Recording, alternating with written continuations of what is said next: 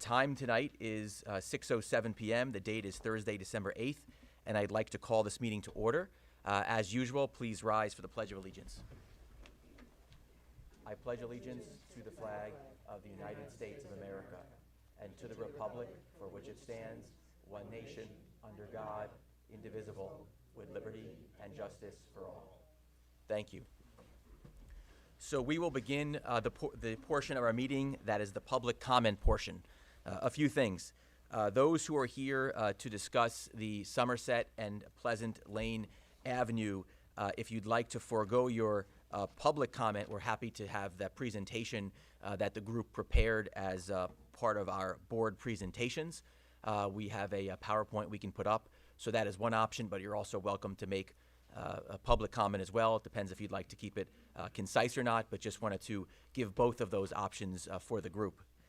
I'd also like to note that while anyone can make any public comment they would like, there is nothing on our agenda tonight as it relates to Liberty Gardens. That is obviously a town proposal, but our village is doing everything we can to communicate with the town board to express the comments of our residents. So the comments that you give us tonight, if you are so here for that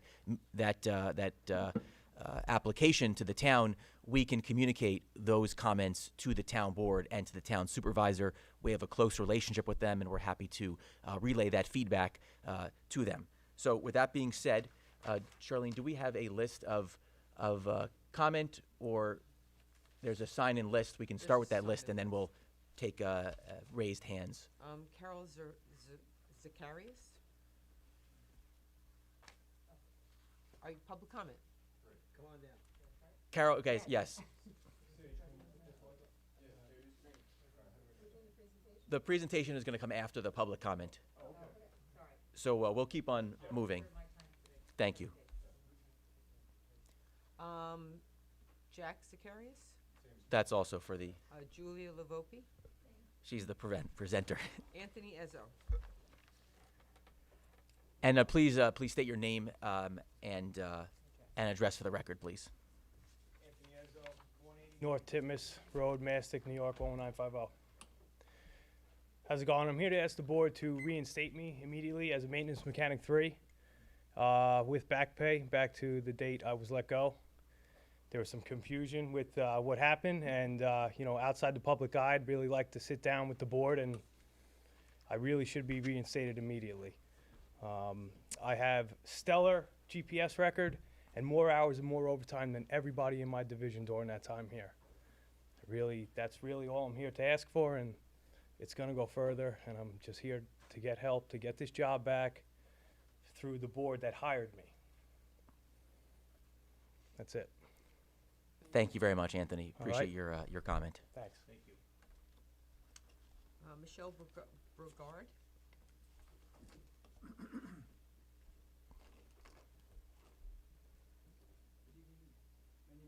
Brogard from 120 Sanford Place, and I'm here to reiterate what Jesse just said, which is we need to try everything to get involved with the Liberty Gardens project. I was trying to make a left the other day to buy some beverage. It's so dangerous already, and adding more houses and more traffic there seems to be extremely undesirable. Thank you. Thank you. David Rung?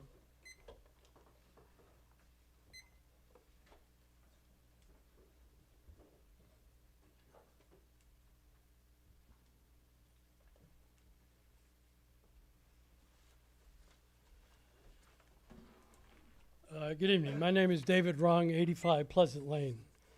And even though I live close to Somerset, that's not the topic I'm going to discuss. What we need to discuss is the assessed value of properties which is used by the village to apportion the village tax burden. This is the 7th time I brought this issue up, and not one of you has bothered to contact me or consider the necessary changes that are urgently needed. Note that the village refuses to even inform the residents as to how assessed values are determined. Politicians normally talk about transparency, yet You cannot get this information from this village. That has been asked directly of the assessor, and he will not provide an in-writing explanation as to how the village determines assessed value. Also, the village continues to blatantly lie on every statement of taxes that the village sends to each residence. The full market value of the property, that's what it says on the bill, on the statement is not close to reality. When I spoke to Kaylin Riley, a reporter for the Southampton Press about this, the first thing she said was, "That's deceptive." Why is it that a cub reporter for a local newspaper can recognize the village's malicious intention, but the five of you are oblivious? Why do you care so little about what this says about the integrity of the village? The village assessment process, whatever it is, produces unfair results. In my small neighborhood, a $3 million house is assessed at twice the amount of a $5 million house, which is right across the street. This is an absurd result. How is that fair? My house, which I've addressed it in the newspaper and other times, was assessed at $17,000. When the two houses to the west of me and the house to the east of me are assessed at $11,000, and the house directly across the street is assessed at $9,000. Again, mine's 17, 11, 11, 11, 9, and mine is the smallest house of all of them. This is an absurd result. And also, by the way, when you look at Zillow values, mine is definitely valued at less than any of those. Again, but this has no relation to the assessment. Mr. Wrong, that was your friend. Yet my house is assessed 50% high, even though it was reduced in a hearing, it's still assessed at 50% higher than these other comparables. How is that fair? This, by the way, this overassessment has cost me and my wife $30,000 over the last 20 years. And yet none of you care. None of you care to address this issue. Mr. Wrong. When I agree the result of my assessment, it was reduced, but still above the comparables. How does it? It doesn't.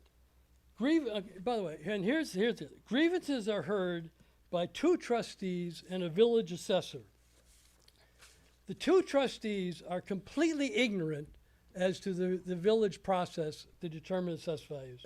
And the assessor will suggest no change because he recognizes that changes just highlight his incompetency. Fairness in assessment is solely a function of comparables. That's all that's needed to be looked at is comparables. Fair to the rest of the people. Mr. Ryan, Pardon me, talk for Roy? More than 3 minutes. I haven't been 3 minutes yet. It's way over 3 minutes, Mr. Wrong. Please sit down. Well, it's sad that you don't want to hear about my grievance hearing in which either Roy or Joe directly lied to me when they tried to talk to me about it. But we need new trustees who have the intelligence to understand these issues and care about fair treatment of residents. Thank you, Mr. Wrong. Thank you, David. Diane Pacito. I'll reserve my time until after the presentation if needed. Okay, Wayne Miller. Same, I'll reserve my time. Ken Hewer. Same. Linda Cordy. Same. R.H. Morrison.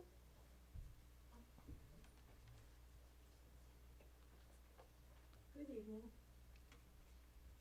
I am going to speak briefly on Liberty Gardens, and I have a letter that was written by Joseph McLaughlin. It's in this week's Southampton Press, and I'm going to extrapolate some of the points that I agree with and that a lot of people agree with. And as I said, I'm just going to extrapolate. Should Liberty Gardens, a highly controversial 60-unit multifamily housing facility specifically funded for veterans and other people with mental and physical disabilities proposed for half of the Southampton Full Gospel Church property on County Road 39 be a part of Southampton's future. I am unconvinced, both Joseph and myself, that this is the right place or the right time, or that any time would be right for this facility to be thrust onto this site because of traffic and all the environmental impacts and foreseeable problems, including the probability that half of the property that the church is on will be put up for an additional facility, making the total number 120 units in the future. I worry about the Hillcrest neighborhood's future. If after the first Liberty Gardens is built, the town decides that it has to utilize it to access this development. Hillcrest is one of the few actual, vital, self-sustaining workplace communities east of the canal. How can residents be sure that they will not be burdened with serving as a cut-through for this high-density development? No guarantees as it stands now. Anyone with common sense can understand that you cannot have one entrance or one exit onto a highly trafficked roadway for 120 vehicles potentially entering and exiting this development throughout the day. There are accidents regularly. Anyone who has lived on the East End or in any seasonal resort area knows that affordable housing or workforce housing is scarce because real estate is prized, but it does have a place even in these communities. Liberty Gardens does not answer any of the needs for local affordable housing, although it was always saying it did. It is a separate issue, as the buses of veterans showed us.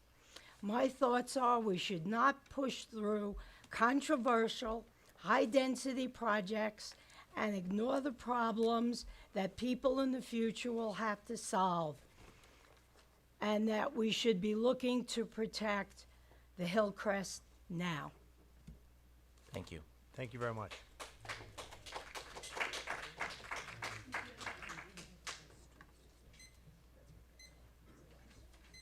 Charlene, is there an additional speaker? Yes, Mindy Fortin.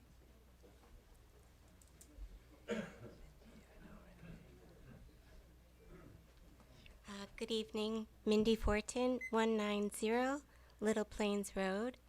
I just wanted to talk briefly on Liberty Gardens. I just don't understand because we have such a traffic issue now that we're trying to solve it by doing no left turns here and there and everywhere. So can you imagine 60, possibly 120 more units? And it's going to take a year or two to build, and that's lots of trucks, you know, and just a lot more ways for accidents to happen. I've also noticed, because I live on Little Plains, I walk my dog in the afternoon, and I've started to notice that a lot of trucks are starting to cut across Old Town Crossing, Toilsome, just to make their way down. So they've kind of left some of them Meeting House and are going further south, which is a problem. And I walk the same time every day, so I see this, you know, similar trucks. Yes, some of them might be coming from Duck Pond or whatever, but it's been increasingly starting to travel south. Okay, thank you. Thank you, Mindy. Thank you, Mindy. Mindy, I'm about to, he's not going to appreciate it, but the town traffic engineer is actually hiding right behind you, so you're welcome to talk to him about the traffic in the town.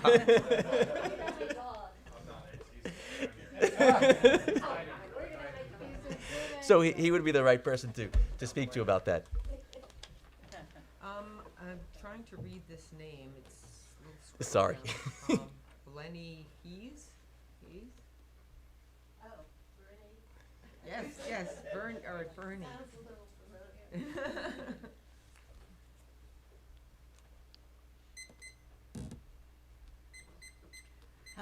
I'm Bernie Haas, and my address is 318 St. Andrews Road West.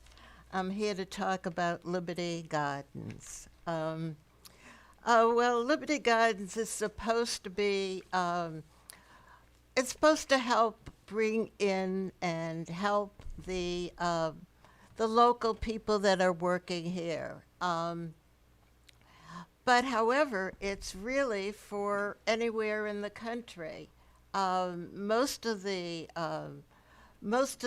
people who have made applications are really from Arkansas, from anywhere in the country, not necessarily from where we wanted to help. We wanted to help Southampton and the village and the town. Now, first of all, they tell us that, it's going to be very helpful. Now, we know all of the things that they say are not true because, and they do say, look at our other places, like in Hog Park. They're beautiful places. Well, number one, they're beautiful because in 10 years, when the contract is up, they sell it to real estate agents who make a big profit on it. And you have to also think, what happens to the people who are living in Hop Park? What happens? Where do they go? They have low income, and especially in Southampton, there are no low-income housing that they can go to. So we have to think, well, where will they go? Well, they'll stay on the streets, they'll stay on the beaches like they do in California. Well, also, the Hauppauge facility had 84, I believe it's 84 calls to the police. First of all, Liberty Gardens will have, as the other affordable housing have, they have security guards, and these security guards are very good. They're big guys, and they stop all disturbances, especially noise, especially fights. But sometimes they do not carry a gun. But sometimes sometimes there's something going on in one of the houses that can't be solved by the security guards. And they have to call the police. When they call the police, it's because they need a gun. So these are serious, serious things that are going on. And first of all, it puts a lot of pressure on our police, puts a lot of pressure on ambulance. It puts a lot of pressure. Liberty Gardens, if it goes up, will put a lot of pressure on all the services we need. Thank you. And are now, overloaded. So I hope you'll be checking in on Liberty Gardens and help us in that manner. Thank you very much for coming out tonight. Thank you. Maureen Brady?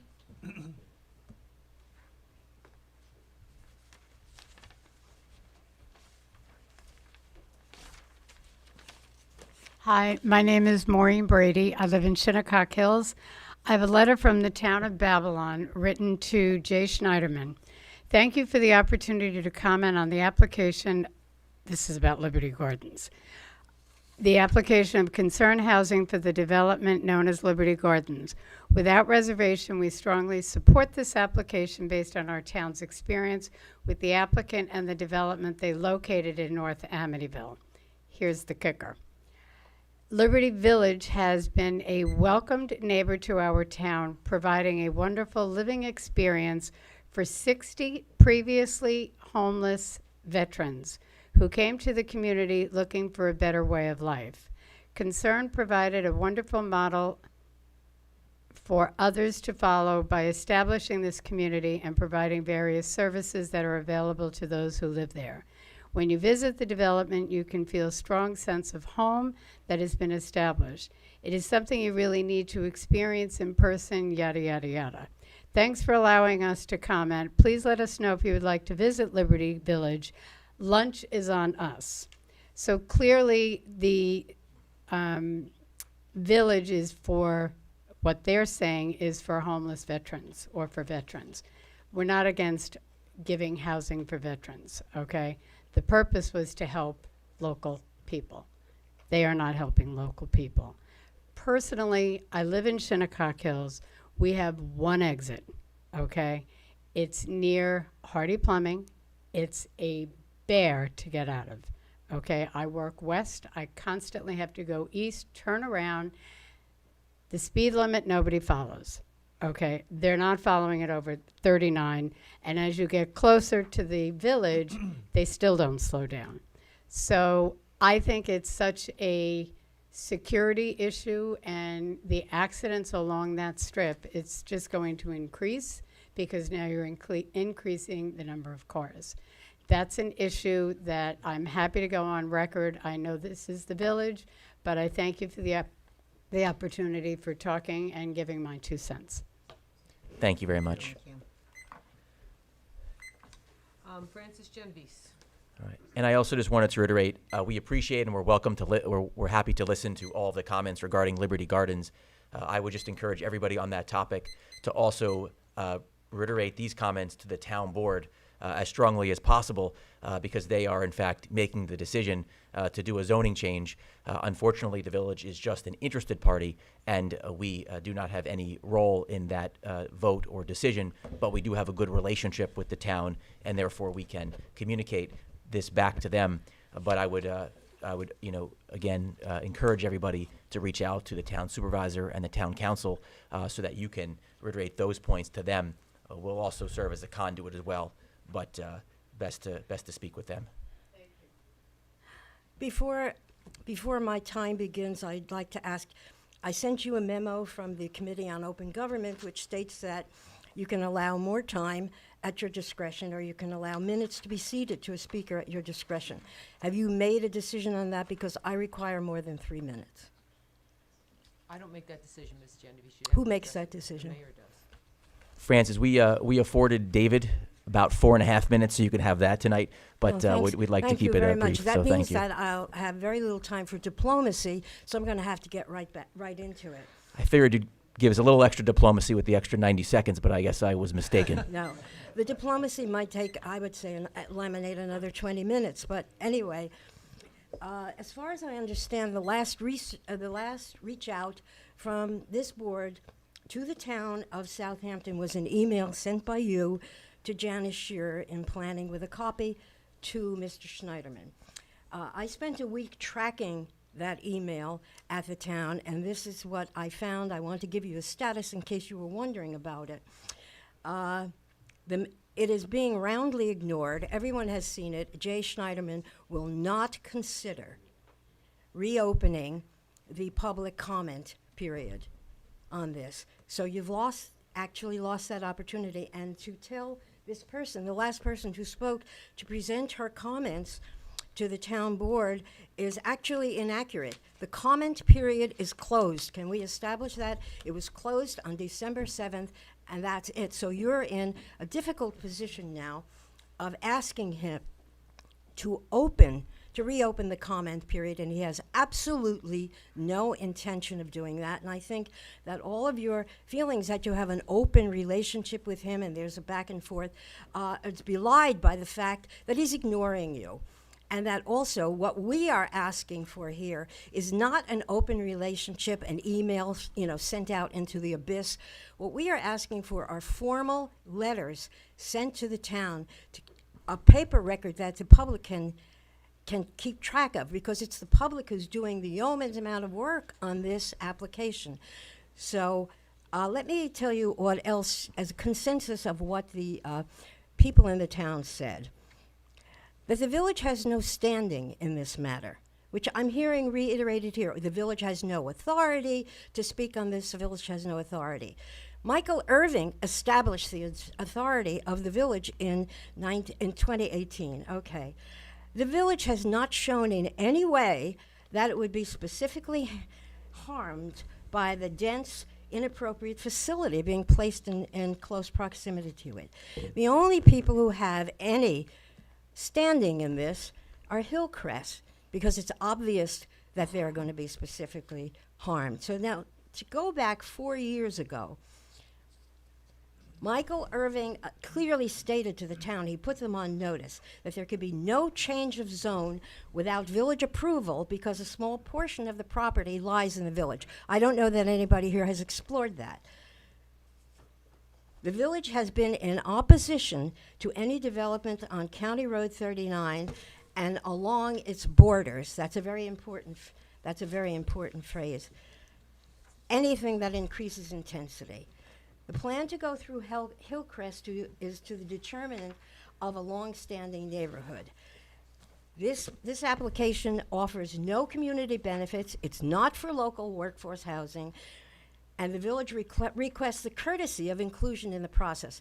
That's where it stood in 2018, and that is where it languished to this point. So now you're in a very unfortunate position because you have to make a rear guard effort to enter this, because the village and its residents have not been protected and they've not been represented. For whatever the reason, this is not recriminatory, but you've got to get on it now, and that can't be done by an email and await Jay Schneiderman's pleasure.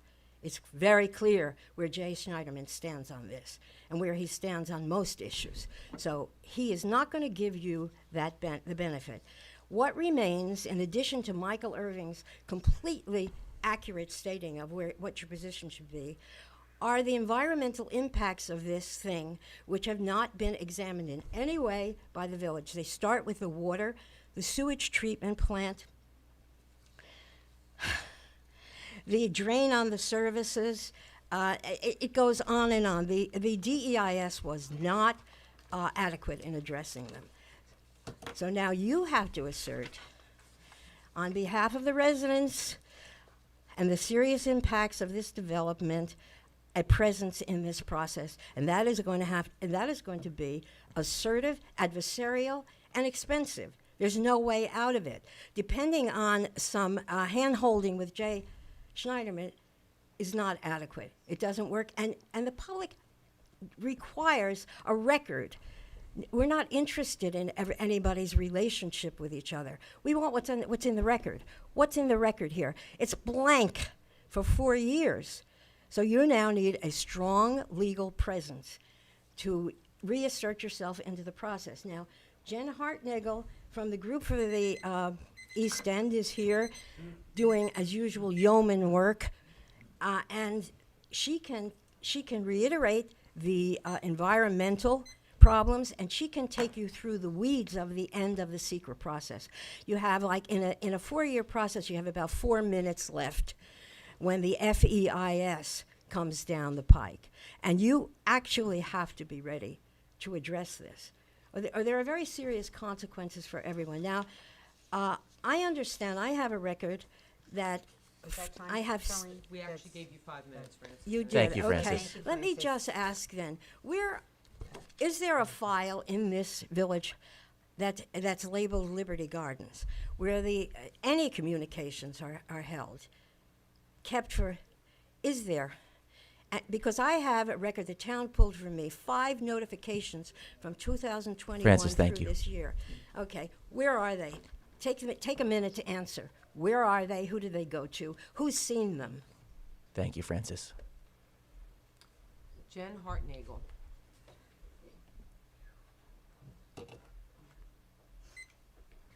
Hi, good evening. My name is Jen Hartnagel. I'm speaking on behalf of the group for the East End. For those of you not familiar with the group, we're an environmental organization. We've been around since 1972, and we represent the conservation and planning interests of our members. The group has been involved in the review of the Liberty Gardens project since its inception, and we're here tonight to please urge you to submit official comments on behalf of the village, perhaps on behalf of your attorney, on this project. I know you're an interested agency pursuant to SECRA, but you have a right into the process, and we're urging you at this point to do that. Just to give you a brief overview, the group found that the DEIS fell significantly short of examining the potential impacts of this project. And we specifically took issue with two points. One, the lots being subdivided into two pieces with the development on the back end, and lot 1, which they're calling, is on County Road 39. The DEIS failed to examine any of the development potential on lot 1, and so thus basically segmenting the review process. And the second major point was that the project is highly inconsistent with the town's County Road 39 study. That's entire purpose was to make recommendations to alleviate traffic on County Road 39. This project has a sole access on County Road 39. It's a high-density project. And I just might add that the DEIS's traffic analysis concluded there would be no impact, which is laughable. So again, at this time, if you're obliged, please submit comments on behalf of the village into the secret process. You do not want to wait to the FEIS stage. That's too late. You have to act now. The public comment period was closed, but again, we urge you to open that to get your comments in. So thank you. Thank you. I also just would want to add, and sometimes we reply in public comment, sometimes we don't, but this village obviously just completed our comprehensive master plan. So our zoning changes that we do are consistent with that comprehensive master plan. Obviously the town, they may or may not have one, and what is going on in the town is separate and distinct from the village. This would not happen in the village because we have a comprehensive master plan. I would also reiterate that all of our board has put comments onto the public record with the town, and we've all voiced our concerns, including myself, who voiced my concerns in particular with water quality. We've also reached out to the Suffolk County Water Authority to discuss this with them. That's a key component to the project, and that's one area that we are working. We think it's important, particularly because of the adjacency to the West Prospect Street water tower. So there are things that we are doing. Clearly, this is a zone change from residential 20 to a large multifamily zoning project. In the village, this would happen in our Zoning Board of Appeals. It would not happen here in the Board of Trustees. So I just wanted to outline a few of those distinctions, just so the public can have a clear record and better understanding as to what is going on. And then, as I would say to those who are encouraging us, there were 5 members who were elected to that town council. That's what elections are for. And people do need to come out during those times to express those concerns to those elected officials so they know and could hear what people want and don't want. I didn't hear any of these concerns raised, and so that's where people have to speak up, and I'm not going to comment on how people should vote. I'm just saying that's what those elections are for. Bill Yoni? I'd like to reserve my time for one of the presentations. So we'll put you on the table there. Joe Stellavati? That's for later also. Okay. Danielle Trink?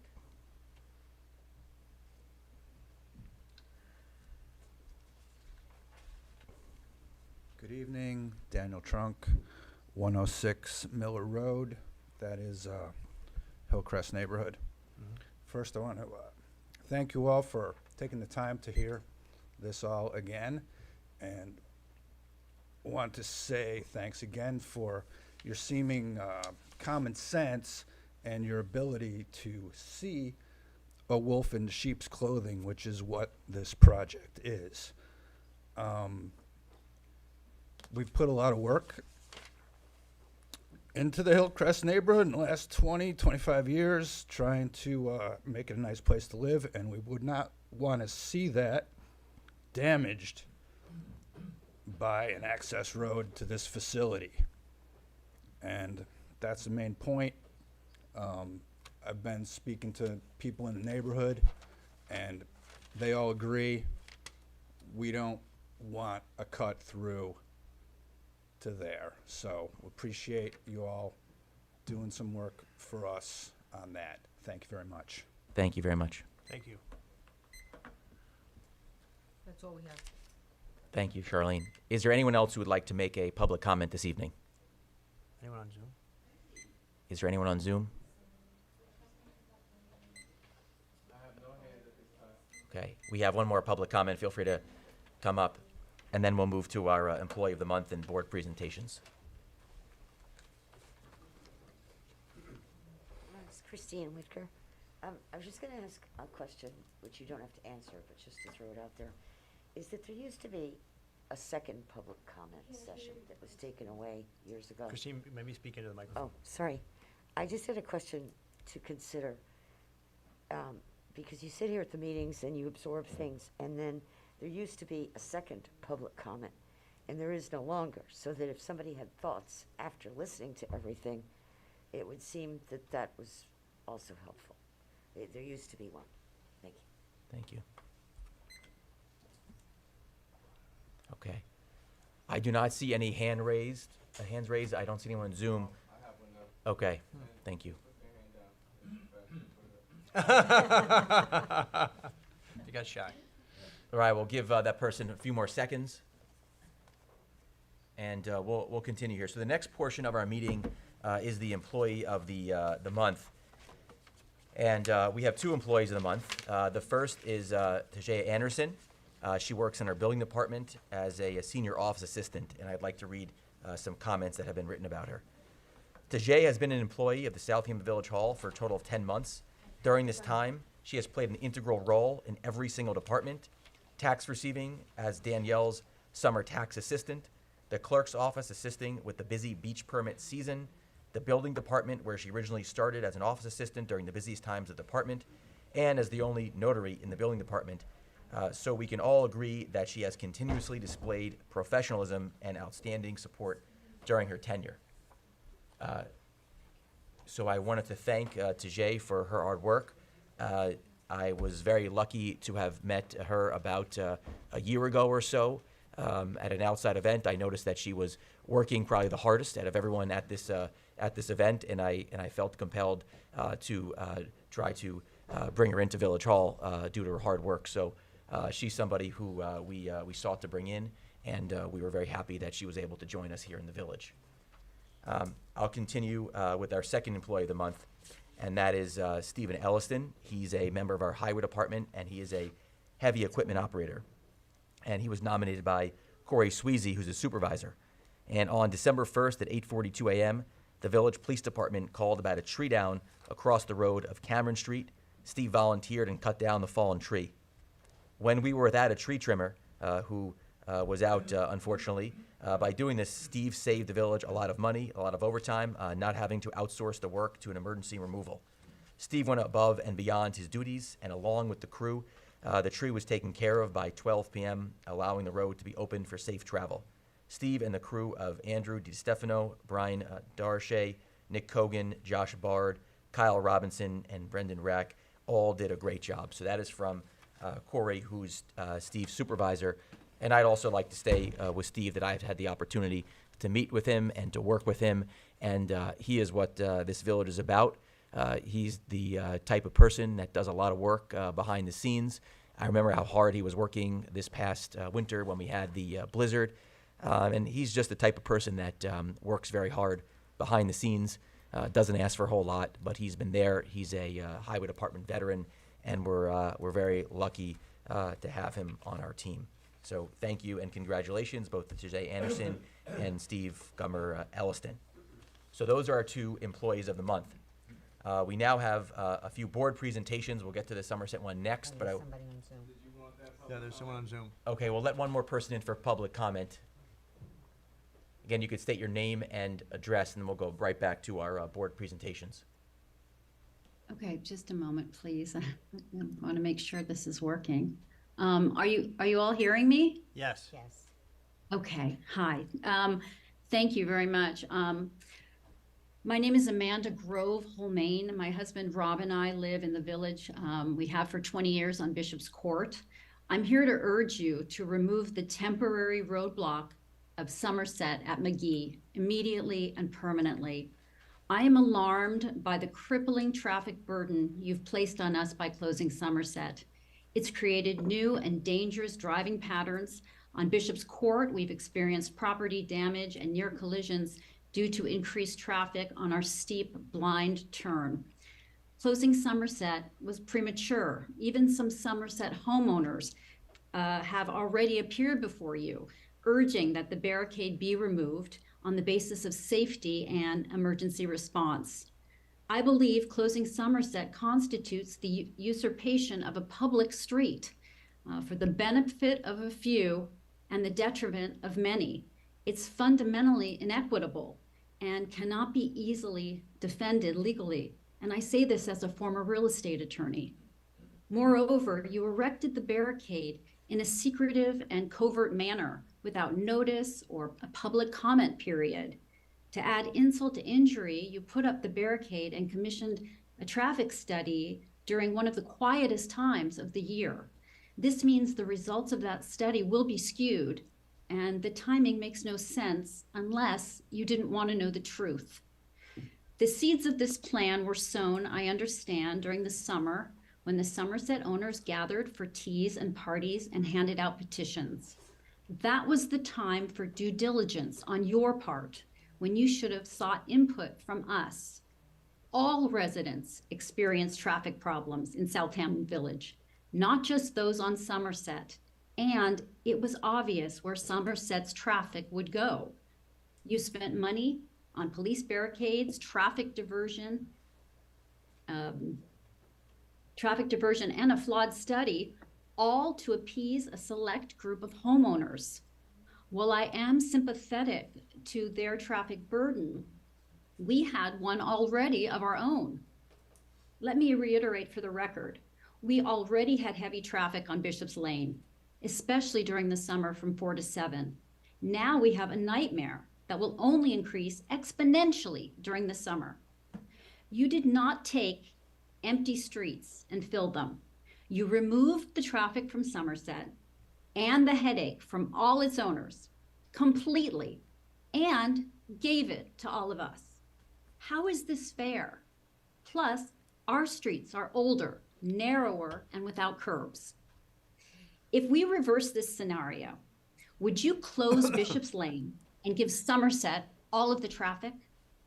I wouldn't ask you to because it's not fair, but they did ask you and you agreed. That leads me to question your collective judgment. To trade the respect and trust of a community for the favor of a few is bad politics. It's clear there are other motives at play, not just public safety. Road closure is drastic, especially at this time. How about adding additional stop signs on Somerset closer to Hill that would slow traffic and ensure safe turns on that wide, flat, modern road? In conclusion, let's do the fair thing, remove the temporary barricade. Let's find a better, smarter, and safer solution that benefits the greater good. Thank you. Thank you very much. So we'll proceed. Thank you very much. We'll proceed with the Southampton Village Ocean Rescue Board presentation. That will be presented by Mike Lieberman, who is the outgoing chief. And welcome to everyone here tonight from Ocean Rescue. Thanks for coming out. Thank you, Mayor Warren, and thank you for having us. This is quite the night. I didn't expect to see so many people here to support Ocean Rescue. But before we begin, I was hoping that perhaps the Ocean Rescue members could stand and be recognized by the board, including new members who might be sitting on the floor. Thank you, everyone. Thank you all.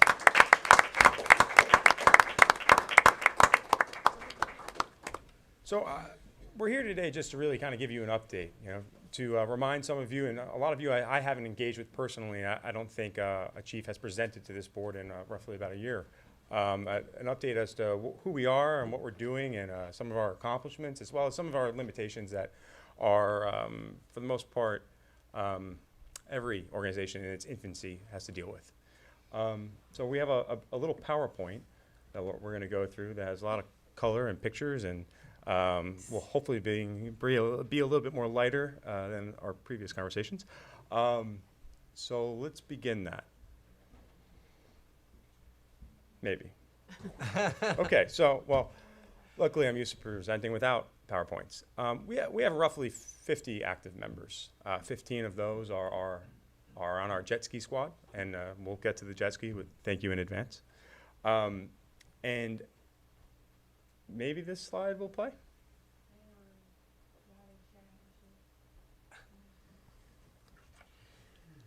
Well,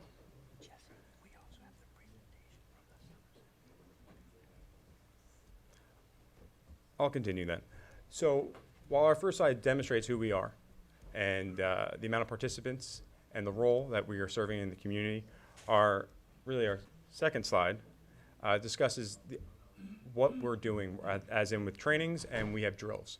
And this kind of separates us between the typical lifeguard who sits on the stand. As Ocean Rescue, we're first responders. We're operational year-round, and when we're training in the spring and April in cold water because we're expected to serve in cold water. And we do that at Long Beach. We also can then migrate right after Memorial Day to Cooper's Beach. Training typically is in the form of a mile swim and then a coordinated effort where we go through our holds and some of the training that's expected for us to know in order to pass the Suffolk County lifeguard exam. And our drills, this is really where we're separate from a lifeguard that typically sits at the stand at Cooper's Beach in the summer. The drills are where we're coordinating with other first responders, police department, fire department, Coast Guard, EMS, and this year that was our focus, where we practiced NIMS and setting up a chain of command and an officer in command, and having the opportunity to really experience what it's like to get to the beach and react, and do so in a way that maximizes safety for all. So that's something that I understand that people have kind of grappled with understanding really the difference between those sitting on the stand and who are at guarded beaches versus a first responder who is there to assist the police department, the fire department, who, as I've often said, we're the Minutemen of first responders. We don't require a lot of equipment. It doesn't take very long for us to enter the water, and just give me a pair of shorts and we'll have the rescue done. So we have a little video that we're going to just briefly show, and we're going to try to keep this quick. I understand your agenda is quite packed, and your public comment period was as well. So let's roll that video. Maybe. Oh, there's music. So this is our winter training. You can see this is where we did a drill, kind of simulated a surfer who would be injured. We utilized a jet ski. At this point, I think we were coordinating with East Hampton Town, and we're able to have access and kind of a pre-training to getting our own jet ski. We've done some of our night ops as well. I mean, the importance of these photographs is to kind of show the amount of opportunities we've had to engage with the community and kind of build with the community. And I'm quite proud of whoever's been taking these photographs without me knowing.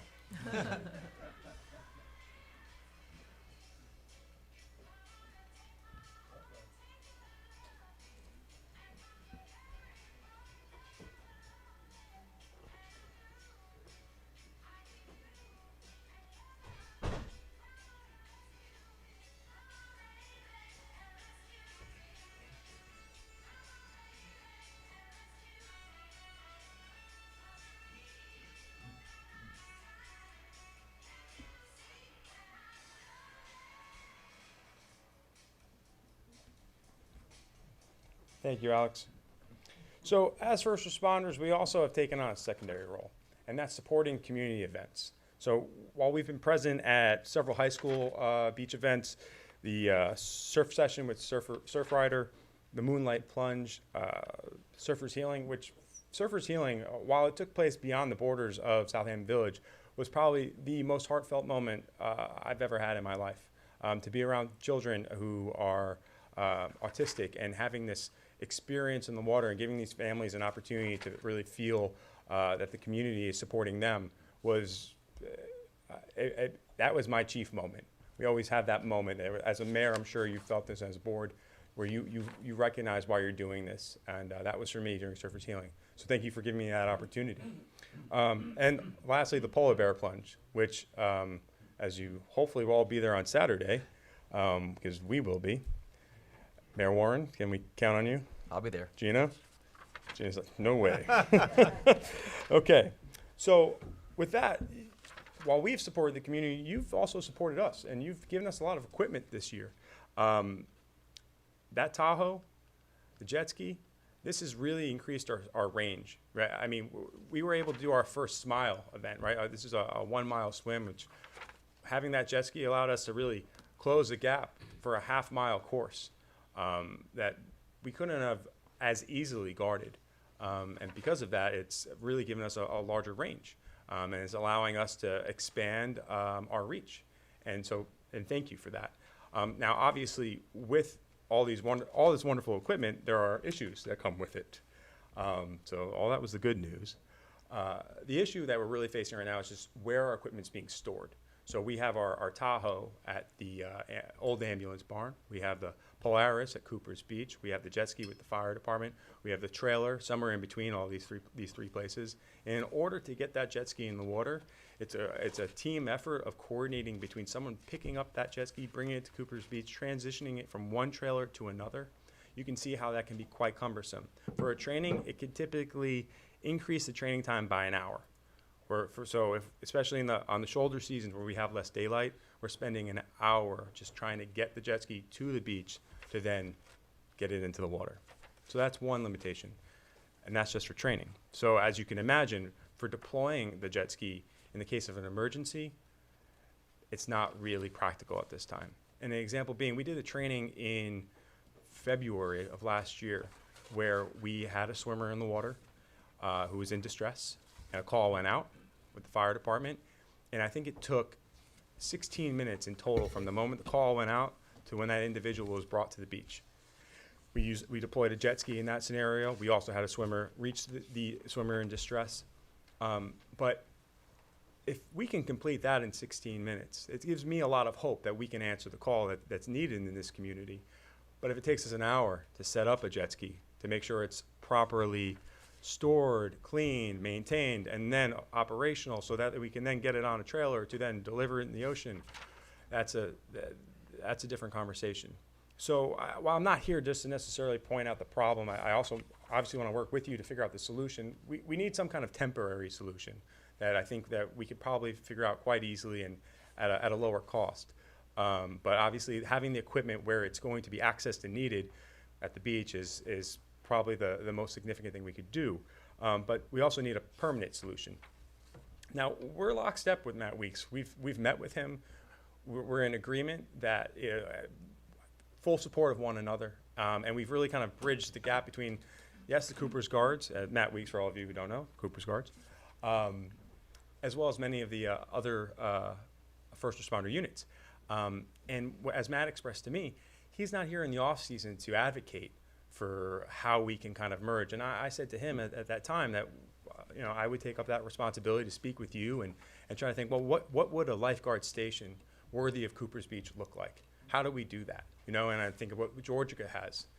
And that's why we're here. We wanted to discuss that with you, and hopefully you can recognize the role that some of this equipment plays in a rescue, and that having it piecemeal spread across the village really limits that. But thank you. So our next slide is in relation to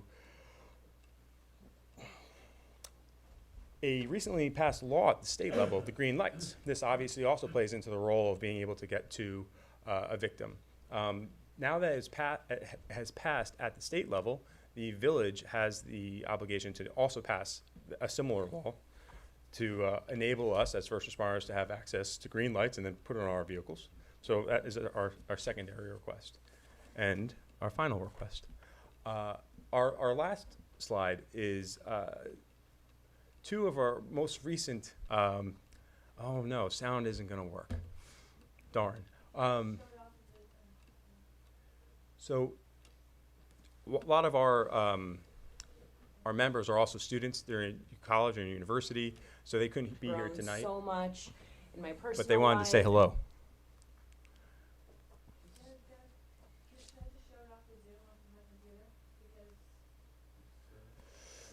I can pretend to know what they're saying. They're saying this was such a wonderful program. They're really, you know, Mike was a great chief. Yes.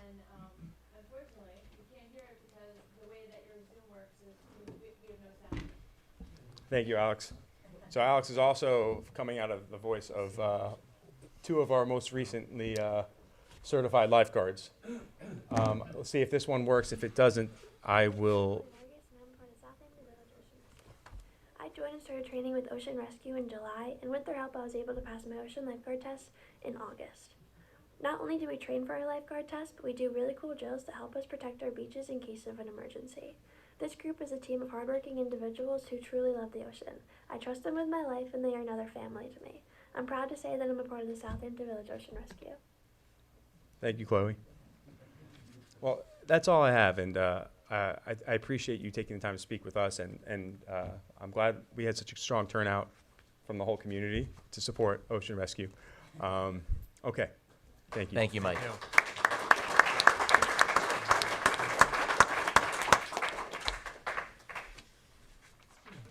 Are there any comments or questions from the board? No. Andrew, if you don't mind looking into the green lights program for us, that could be helpful. All right, thank you. And thank you guys. We worked closely with Ocean Rescue as well as our state assembly person to have Ocean Rescue recognized by New York State Southampton Village Ocean Rescue. So that was a nice achievement done by a good team effort. So thank you very much for your service to the village. Feel free to reach out anytime. We're happy to help. And again, let us know whatever requests that you might have. So we'll move forward. Len, if it's okay, could I get the Somerset group here up on their traffic presentation? All right, thank you. Len's in our Budget and Finance Committee has another presentation, but we'll turn this over to Julia, Jack, Carol, and others.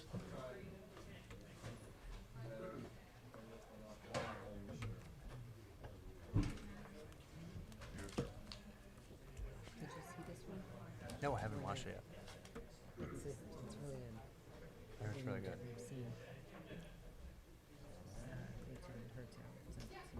Mm-hmm.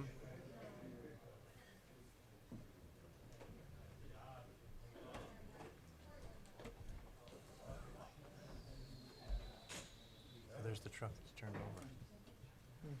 There we go. Let me try.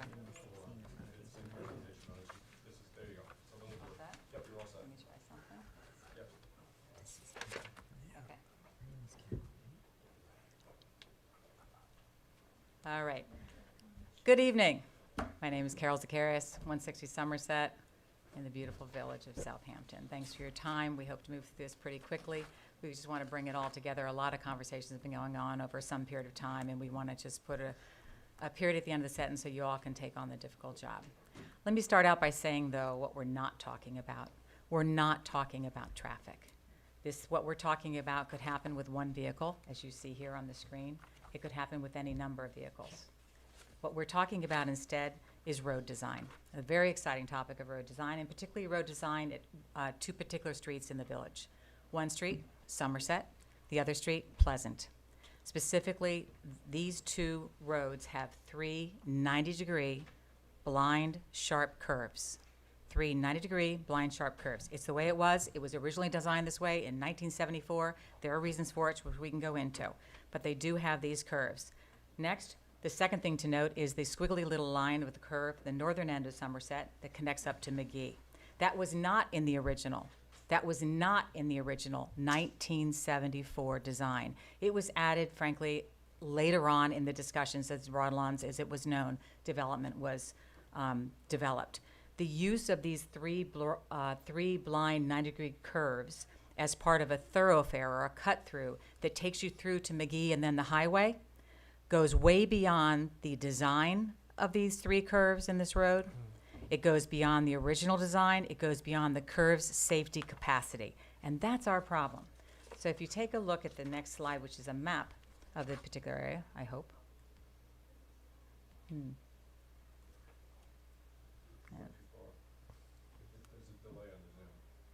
Okay, I'll wait.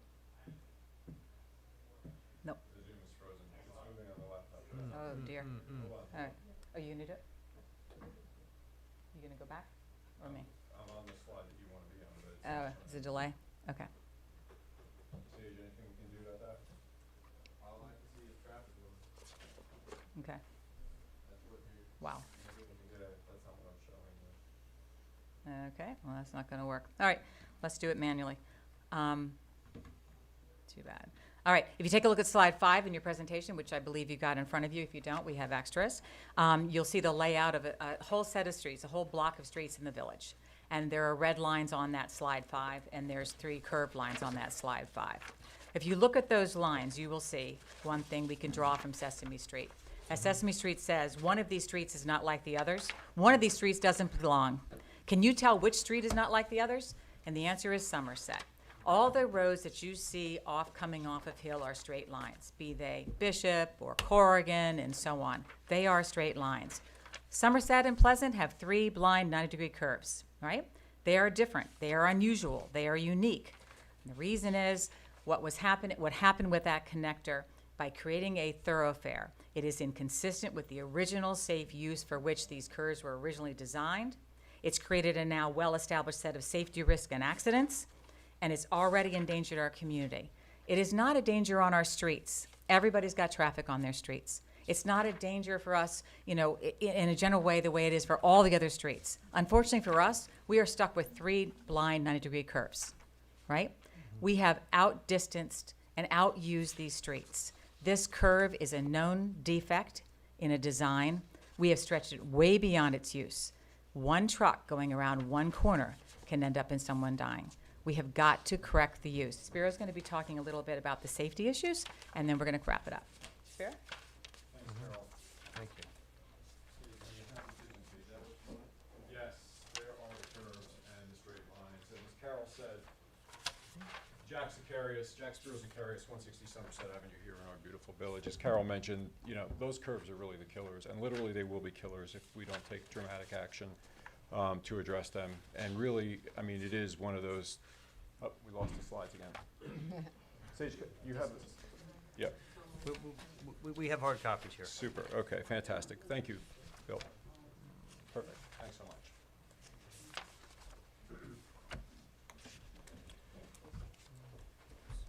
Okay, so we're on slide 7. There are numerous traffic laws that have been in place for some time.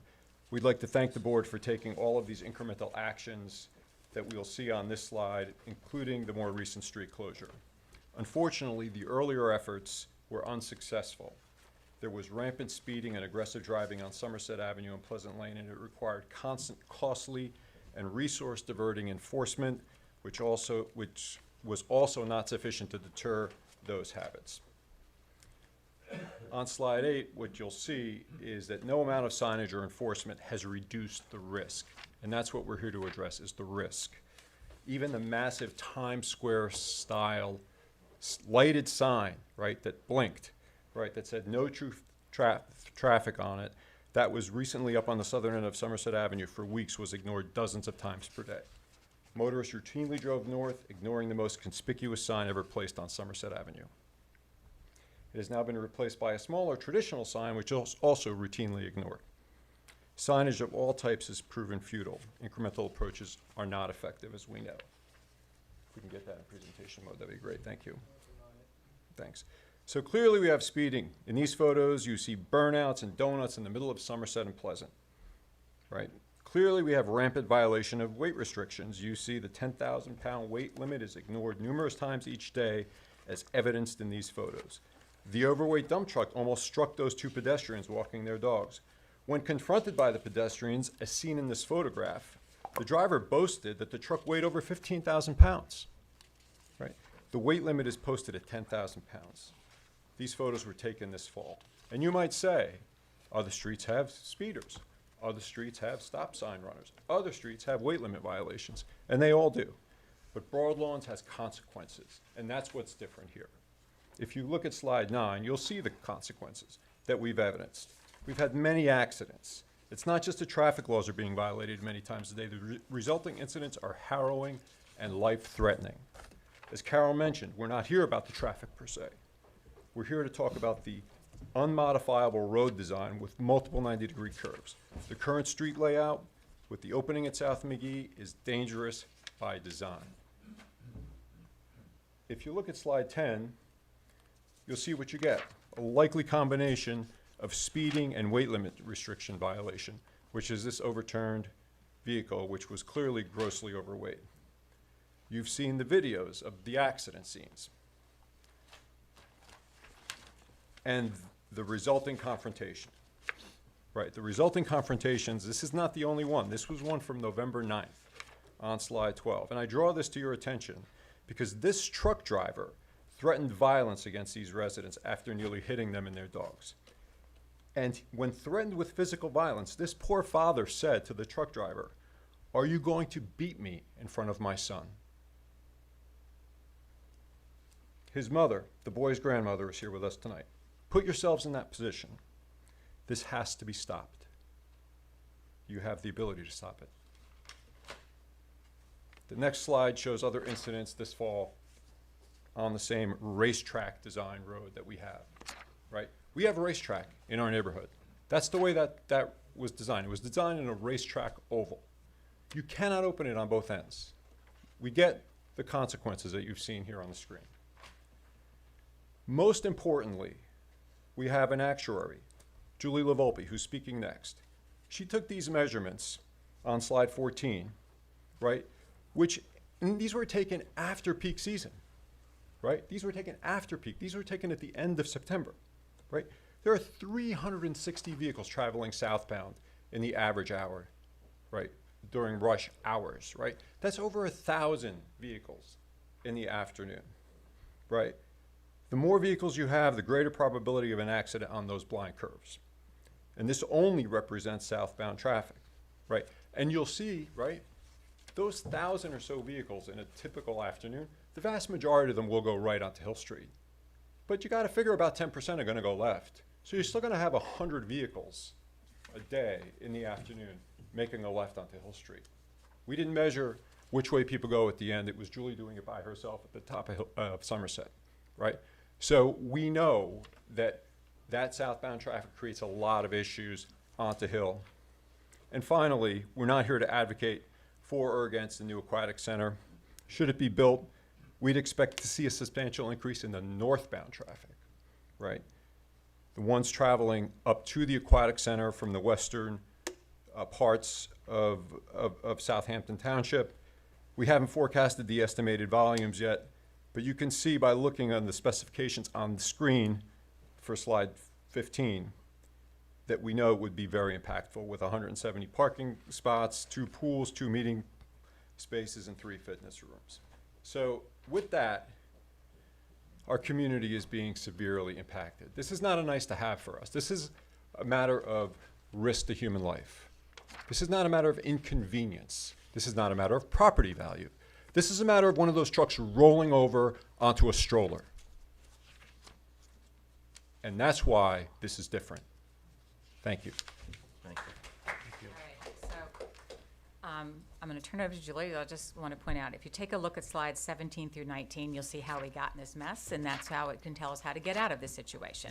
In slide 17, it sort of walks you through, it was never designed to be a thoroughfare. The connector wasn't supposed to be there. You were supposed to come in off Hill Street, go around Somerset and Pleasant, and go right back out on Hill Street. It was designed to be a lovely little circular kind of route, and that's why you have these 3 90-degree turns. When they added that connector, everything goes scary. When was that connector added? 1974. There's a slide in there with 4 letters. Take a look at them another time. Right. One letter says, "Hey, would you please approve Broadlawn?" The letter back from Morrison Munn in 1970, and it's laid out without the connector. Right. By implication, if you read it. Orson Munn said, "I'd really like to see the connector added," and they added it by August or September of 1974. It has it in the letter. The problem wasn't the connector. The problem wasn't the curves. The problem was when they said, "Dear Broadlawn developer, you need to add the connector," they should have also said, "And good urban design, like all the other streets going between us and the village, you got to fix your layout so you do not have these circular streets. Give me a straight through and put the houses along it like you do on all the other streets." They didn't do it. All they did was they stuck on this squiggly little connector and they left the circular design. It was a design defect, that's all. They should have fixed the design with the developer before they completed the roadway construction, and they didn't. They took the easy way out and stuck it on there. So that's what's created the problem, and that's what tells us about the solution. The solution, unfortunately, slide 26, is very simple. You either straighten out the roads the way they should have been when they added the connector. Can't do that, we're all living there. Or you get rid of the connector. And I know that means we increase the traffic elsewhere. We are not intending to do that. I wish we didn't have to do that. We'd rather not get hurt on the street, though. It's a question of safety and damage to life or property and crowded streets. I would rather have the traffic problem than I do the safety problem. Unfortunately, I have the safety problem. Now, this is going to happen. We know it's going to happen. How do we know these problems are going to happen? National Safety Transportation Board and other things. Julia's going to talk about that.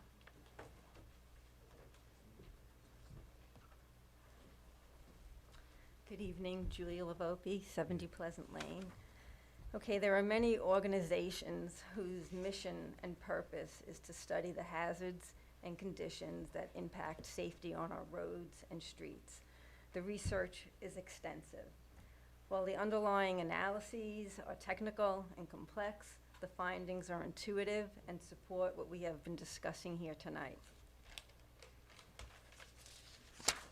So if you can please move to slide 29.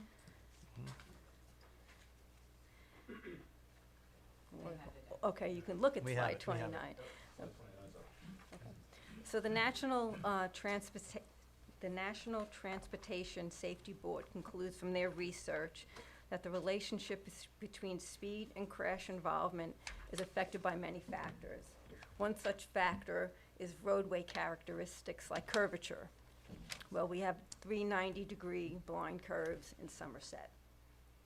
They also conclude from their research that the relationship between speed and injury severity is consistent and direct. The higher the vehicle speed, the closer the link to injury severity. This relationship is especially critical for pedestrians. They lack protection as they're walking on the street. I think we have shown you in the slide. I don't know, actually, did we point that out? The near misses? That's on their deck. It's in their deck. Okay, so it's in your deck. I think we have a slide that show recent 4 near misses of individuals that were walking around our neighborhood. The outcome of that could have been catastrophic if one of these vehicles hit one of these individuals.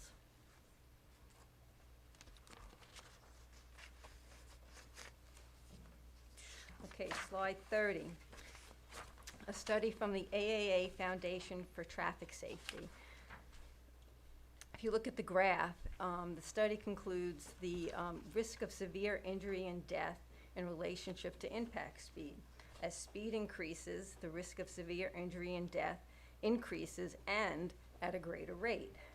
I point you to the chart at the bottom of the exhibit. The current speed in Somerset, on Somerset, is 25 miles per hour. That has a risk of injury of 30%. Just a 5 mile per hour increase in speed, a 20% increase in speed, results in a 67% increase in the risk of injury, up to 50%. That's, I don't know if I'd want to take those odds walking on my street. We regularly have vehicles ignoring the posted speed limit. So as I said, increasing the speed just 5 miles per hour increases the risk up to 67%. Next slide, slide 31. The same study shows that the greater the size of the vehicle, such as a commercial vehicle, the greater the risk of injury and or death. We regularly have commercial vehicles that ignore the weight limit in Somerset. We've shown pictures of that. The study also shows that the risk of injury is greater for seniors than it is for young adults. And I imagine if I but if they did a study and included toddlers and infants that are pushed around in strollers, that they probably would have the greatest risk of injury and death. We are a community that uses our streets. And again, we've shown you the near misses. It's only a matter of time before one of us is going to get severely hurt. The National Transportation Authority states that road curvature is a factor in safety. Well, that's not surprising. You're coming around a curve, your sight is limited, your stopping distance is decreased, the laws of physics are in motion. You're going straight, you hit a curve, your car wants to go straight, it's going to go into the opposite lane as you try and make the turn. We've shown you examples of trucks that have failed to negotiate the curves. They've taken out trees, they've taken out mailboxes. It's only a matter of time before they take out a pedestrian. The graph on this slide shows that the smaller the curve radius, which is how they measure the degree of curvature, the greater the crash rate. And that crash rates increase significantly below radiuses of 500 feet. Well, Somerset falls in this category that we've shaded, which we've shown up to 1,000 feet, which is basically a quarter of a mile, which is not the radius on Somerset. These rates increase significantly.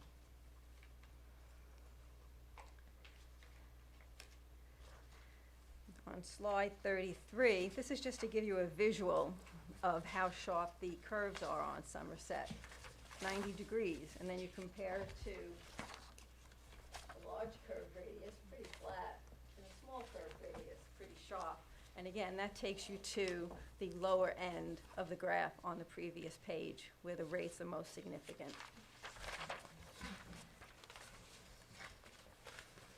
And lastly, common sense. The greater the speed, the greater the stopping distance. Well, on a curve, the stopping distance is going to be unlikely. Your sight is limited. You don't have time to adjust your speed for the curve sharpness. Again, an accident waiting to happen. In conclusion, attaining an optimum level of safety requires individuals, communities, and governments to create conditions that prevent injuries, harm, and other consequences caused by accidents. We are asking you, as the governing body of the Village of Southampton, to perform your fiduciary duty and to exercise your power to bring safety to the streets of Broadlawns. To do this, Broadlawns must be restored to its original plan design, and access to Somerset at McGee must be permanently prevented. Broadlawns was not designed as a straight thoroughfare, and the layout cannot safely accommodate the high volume of traffic that passes through our neighborhood, and that exacerbates the safety issue that we are faced with. So thank you, and I hope you do the right thing. Thank you. Thank you.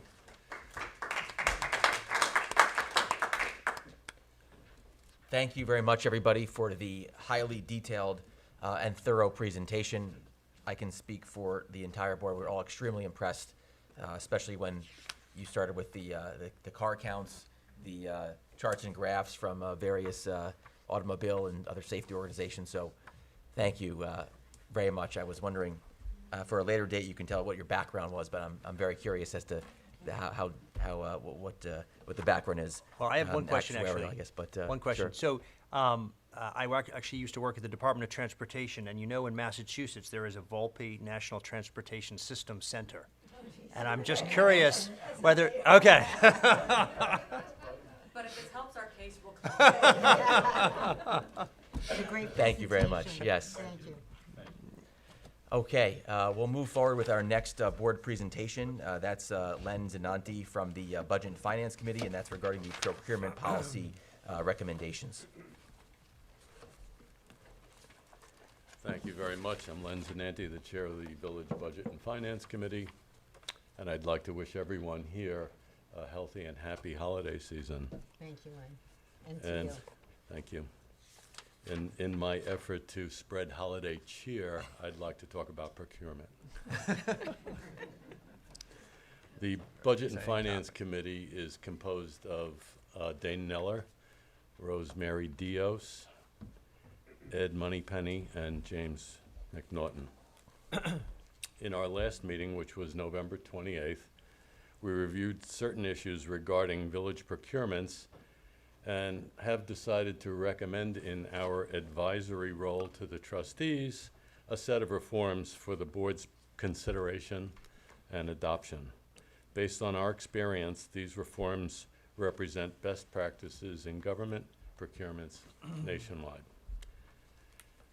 As stated in the procurement policy for the village, conflicts of interest or the appearance of conflicts of interest must be avoided in village procurement. To ensure that this goal is met, we recommend the following. Number one, no elected official in the village shall serve on a selection committee for the procurement of goods and services. As you all know, the procurement policy requires RFP or competitive bidding for any item, any good or service that costs more than $20,000, or in public works, $35,000, I believe it is. You are the trustees and the mayor. You are the principals of our government. Executives, legislators never sit on procurement selection panels, and that should not be part of the way we operate here. The village has many qualified individuals who live in the village and or who serve as volunteers on various committees and boards. These individuals have expertise and can serve on selection panels for a wide range of procurements. This will ensure the avoidance of any conflict from board members who may have associates who want to do business with the village. The new selection panels would make recommendations to the Board of Trustees for the award of contracts for goods and services, and the trustees would consider these recommendations to award procurements to vendors. This is a bit of a 30,000-foot look at that issue. There are a number of nuts and bolts that would have to be figured out. For example, how many representatives should be on a selection panel, what protections the panels could have with respect to conflicts of interest themselves. So we would recommend a working group be formed with the village administrator and village clerk to figure out some of these procedural matters if you are so inclined to approve this idea. The second reform is, when appropriate, the village should require a statement of revenues and expenses signed by the contractor with respect to business dealings with the village. This is especially true with contracts that provide the village with revenue. Requiring such statements will provide transparency to the trustees and to the village citizens. The third change recommended is, as part of its negotiating strategy with vendors and to obtain the best value in procurements, the village, when appropriate, should use a best and final offer strategy with its list of vendor finalists in its procurement process. Best and final offers are standard and useful negotiating strategies for local, state, and federal procurements and should be standardized as a procedure for the village. And lastly, as stated in the current village procurement policy, purchase orders issued to vendors are required prior to the procurement of goods and services, and this policy must be enforced. Confirming purchase orders, which are those issued after the procurement of goods and services, are not acceptable as best practice. If an emergency or other extraordinary procurement is required, there should be a written justification that accompanies it. We respectfully request your consideration of these changes. Thank you. Thank you. Thank you, Len. And thank you to the Budget and Finance Committee, because I know I'm part of that as liaison, trustee liaison, and I know how hard you worked on that. Thank you. Thank you. Thank you. Any questions from the board? Roy? Thank Glenn, a you. few questions for you. Yes, absolutely. Number one, thank you very much for the hard work here. Wouldn't it make equally, if not more sense, just to adopt the NICOM, New York Council of Mayors procurement policies and best practices? That seems to be even more thorough, and many municipalities use that rather than a one-off suggestion to us. We would be happy to consider that if you'd like the Budget and Finance Committee to consider the NICOM procurement recommendations. We'd absolutely look at that and report back to you. And then I guess my question is for Andrew here. I think a lot of these are common sense things, of course, but the first portion where it says no elected official in the village shall serve on a selection committee for procurement of goods and services, isn't the Board of Trustees responsible for? I mean, obviously, we're not a selection committee, but at the end of the day, we have to make the selection. So I'm just curious if you have any thoughts on that. And I mean, clearly this is an advisory opinion, and the Board of Trustees can vote in any particular manner, but isn't at the end of the day, the Board of Trustees responsible for the procurement of goods and services for the village? It is currently, and I think it still is Right. under this. It's just there's another layer of the committee that makes a recommendation before the board makes the final determination. So essentially, we're just creating another layer. Ultimately, the Board of Trustees is going to have to analyze each and every bid. It is your obligation. Right, exactly, their obligation. So, okay, I found it to be, I wanted to clarify that we're not obviously delegating or designating a third party to make those procurement of goods. Clearly, it is a responsibility of the Board of Trustees. That's right. I don't read this as a delegation. Okay, no, it's not. It's just a committee, but just to make that clear. And what was the genesis of this? We just looked at the way procurements are done and decided that we're not following best practices, and so that's why we came up with these recommendations. It's all about conflicts of interest and Right. the appearance of conflicts of Right. interest. And how do we avoid those on a selection committee from not having conflict of interest? 'Cause- That's part of the nuts and Right. bolts I described in my statement, that we would work it out with the village administrator and the village clerk to develop the right documents for selection panel members to sign, certifying that they don't have conflicts of interest. Right, exactly. We'd definitely have to we'd have to have that selection committee go through a thorough Absolutely. evaluation. They'd have to submit, financial disclosures, Right. other This things is like just that, encouraging best practices Right. in village government. Yeah. That's all it is. It's not looking to take power away from anybody. It's, as we just saw, there are some very talented people who live in the Right. village who have expertise in so many different areas that you should tap. That's our recommendation. Right, and that's obviously why we did that. And then I actually prefer the NICOM policy. We'll It's- take a yeah. look at it as a I'd love- committee if right. you're all right. We have a meeting coming up to review the audited statement, so we can consider that as part of the agenda. My one call out to the procurement policy, which is completely separate from this, is that obviously the board every spring adopts a budget, and then each department has its own particular budget. And what happens now is that a single trustee, acting independently, can sign off on those purchase orders, unbeknownst to members of this board and oftentimes myself. And so there sometimes is a conflict of where we want to spend our money, and that is a concern to me. In the past, I ran into a situation where I saw trustees signing off on purchase orders, and I don't think the board wanted that. And so I think that's something that we really need to clean up as far as how the purchase orders get signed off and who's approving those. I'm sure we'd be happy to look Yeah. at that as well. Is there a limit to the amount that can be signed off? There is a limit. But anything under $1,000 doesn't require a purchase order. Anything between $1,000 and $3,000 requires a purchase order, and the department head must obtain approval from the superintendent of public works where appropriate and the village administrator prior to buying or ordering. So anything above $1,000 needs to go through the village administrator, and clearly anything between $3,000 and $10,000 requires the trustee liaison or the superintendent of public works where appropriate and the village administrator prior to buying or ordering. So there are some safeguards in there, which is why we didn't want to pick on that. But There's also the requirement for quotes, additional quotes, anything under the general municipal law for public bid. There's thresholds for 2 quotes and 3 quotes to be attached from vendors. So we didn't think, well, you make a good point. If you think that should be tightened up, we can certainly look at that at your request as well. I mean, that could give a single elected official significant authority to basically be signing off on purchase orders, unbeknownst to anyone else on the board or any of their colleagues. And so that's one particular issue that I think makes sense to button up.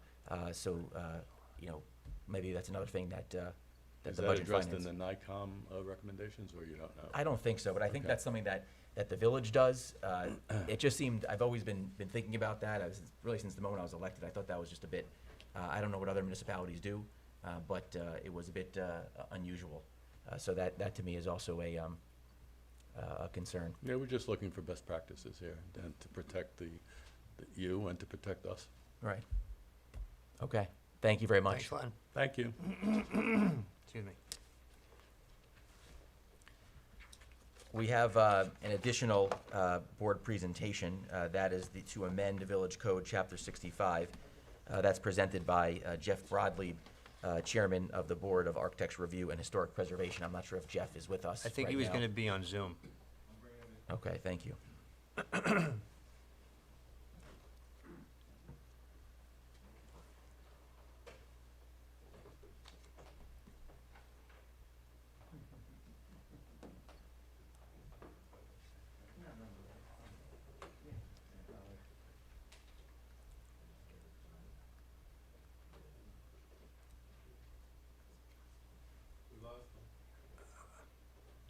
Okay. Well, What? maybe. We can do the next one? Frank Fish. The Arts and Culture District has been tabled, so there's no fourth. Bill's Okay. request has been tabled, and I also spoke to Noah, and they're also a little tight on time this Okay. evening, and we're running out of time on their clock. Okay, all right, thank you. Yeah, I lost Jeffrey. He's not in the Zoom anymore. I don't know what happened to him. Well, I think I have his number. I could try and get him. We can, if you want to reach out to Jeff, if that would be helpful. In the interim, we can move forward with our public hearing. So I will make a motion to open the first public hearing tonight. That's the public hearing regarding local law 23-2022, the proposal to amend chapter 58-3, permits, schedule of permit fees, chapter 58-4B, for maintenance of equipment. Is there a second? Second. All in favor? Aye. I'll just defer this to Andrew. This is a second iteration of something that we've done at a prior board meeting, raising the fees for things like tents and permits and things like that. But if you'd want to just chime in with any additional information. Mayor, this is a minor revision to some of the fees that were previously proposed and submitted at the last board meeting, with fee changes in red line. Are there any comments from the board or comments from the public? All right, let me talk. The only thing I'll say is my only concern, we spoke about this, is that we are raising some of the fees for various permits. And, I do get calls from business owners from time to time, and a few business owners have communicated, that they prefer the fees not to go up, of course. Obviously, everyone's dealing with inflation, which is why we are raising the fees, but people are feeling it right now. And for the, people who have a lot of disposable income, this will obviously not hurt them. But for those who are paycheck to paycheck or who are just really just struggling to make it in Southampton, some of the fees that we're increasing will hurt them. And so that's just something for this board to think about and to consider, that as we raise these fees, it will have more of an impact on those who have less and less of an impact on those who have more. So it's just important to note that. So Mayor, I would just add again that by far the majority of tent permits will not see an increase in the fees. That is remaining at $100. And by far and large, that's over 50% of the tent permits. This is really hitting the ones where they get really large, where they're very complex. Many times they bring in designers. They use a lot of materials that have to be tested for flammability, if that's the right word. And so, again, I asked, actually at your suggestion, as well as I believe Eric Ruttenberg in the audience, asked that we look again at some of the tent fees. And so we sharpened our pencil, or I should say, the fire marshal sharpened his pencil and came up with some higher fees for the really large, complex tents. But again, you will notice there is no change in the smallest tent size, which is well Right. over 50% of the tents. Which was the request that I made at the last Can you hear meeting. me? Jeff, how are you? We're just going to finish up this last public hearing, and we'll go back to you. Sure, no problem at all, thanks. Actually, here's Dean, if you have any questions. No, I spoke to Dean about this okay, issue. okay. We were on the same page. Again, that's what I was just speaking about. Again, I spoke to a business owner today who does some events, who does some catering, especially smaller events, and she expressed some concern about this because it's extremely, extremely hard for businesses to make it right now. It's Sure. extremely hard for businesses to find staff, and when you increase fees even by $100, it just adds into people, hurts their bottom lines, and some business owners, again, especially one I spoke to today, have expressed some concerns about some of these smaller things. Again, if someone's going to have a 10,000 square foot tent, I'm not that worried. But I am worried about some of the other smaller fees. So just wanted to put that onto the Sure. record, and just something that we should, moving forward, as we continue to raise prices, we really should think about. Again, there are a few people in the village that are really just hanging on Sure, right here. sure. And we need to go out of our way to make sure that they can continue to hang on. So again, just wanted to add that to the record. I mean, yeah, but I mean, for example, as you can see from some of these things, I mean, we're increasing the fee for review of explosive materials. I don't think, that's gonna hurt too many people. But Dean, I don't know if you have anything you'd like to add at this point. I appreciate you sticking around for this public hearing. I don't know if you wanna come forward and say anything about how you sharpened your pencil on this, or want to address this. We're okay. Again, it's more of the things for a special event on the beach. The tent permit went up from $350 up by $200 to $550. Again, maybe to some people, that's not a lot, but for other people, it is. And that's what we just need to be careful here. Of course, the reason we're doing this is because of the rising cost to the village and of our employees, and it costs more to administer these permits. But again, I just want to be cognizant of the small businesses and the people who are really struggling to be here. Sometimes that $200 could make the difference. If you're having a party you're hiring a tent, you're paying so much for a party, you think $200 is gonna make a hardship for somebody that's having a party that's probably $10,000 or more? I understand what you're saying on these smaller things, the operating permits. This affects the businesses. For things for review, the firearms, the fire detection, those things I understand, and those are some of them are not even being raised. And it's minimal on this, the 50 to 75, these are in line with what the town is doing and all this, but if somebody's giving a party at the beach and having a tent of that size, I don't think an increase of $100 is gonna make a difference of whether they're gonna have this party or not, or does it cause a hardship? I know a lot of people. Sorry, I just think, That's fine. I know a lot of then people. they shouldn't be giving the party on the beach with a tent like that, Parties that's should all. not be exclusively reserved for people with a lot of money. Well, I think people with a $15,000 square foot tent or greater, I don't think it's gonna make a difference, the extra $100. When it takes, how much time does it take and how many times you have to go back to inspect something like that? Again, Not to mention that actually the police have to go to the And beach the to do police the have to go to the inspection. beach. So it's an additional cost. I It's am not only the thinking fire marshal. Of Okay. teachers and nurses, people that save up their entire life to have these events in our beautiful village, and I work with a lot of retail professionals, for example, who work extremely hard, work 2 or 3 jobs, and I feel for these people, and so maybe for some it's nothing. I know that you don't think it's a lot, but I'm telling you, when I work Well, not with for somebody that could afford to have a party on the beach like that, no, I'm sorry. okay. Right. So, I think this Okay. is, you've done a great job. Thank you, Dean, very much for your time on this. It was a process that you put, you calculated the time of what it takes to inspect some of these, what's involved. As Trustee Manger said, a lot of times police has to be brought in. There's a reason why there's a charge for these permits, and they just brought them in line with what it should be for these times. Thank you. And I do agree that when we did review them, it was that with Mayor Warren's concerns in mind, though, too, to try to keep them as low as possible, but also pay for the resources that are out there on a daily basis. So thank you for that. Thank you, Dean. Thank you. Appreciate it. Have a good night.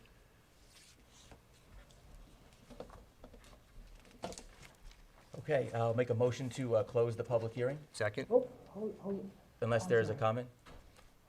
Oh, that's Jeff. Okay. All in favor? Aye. Aye.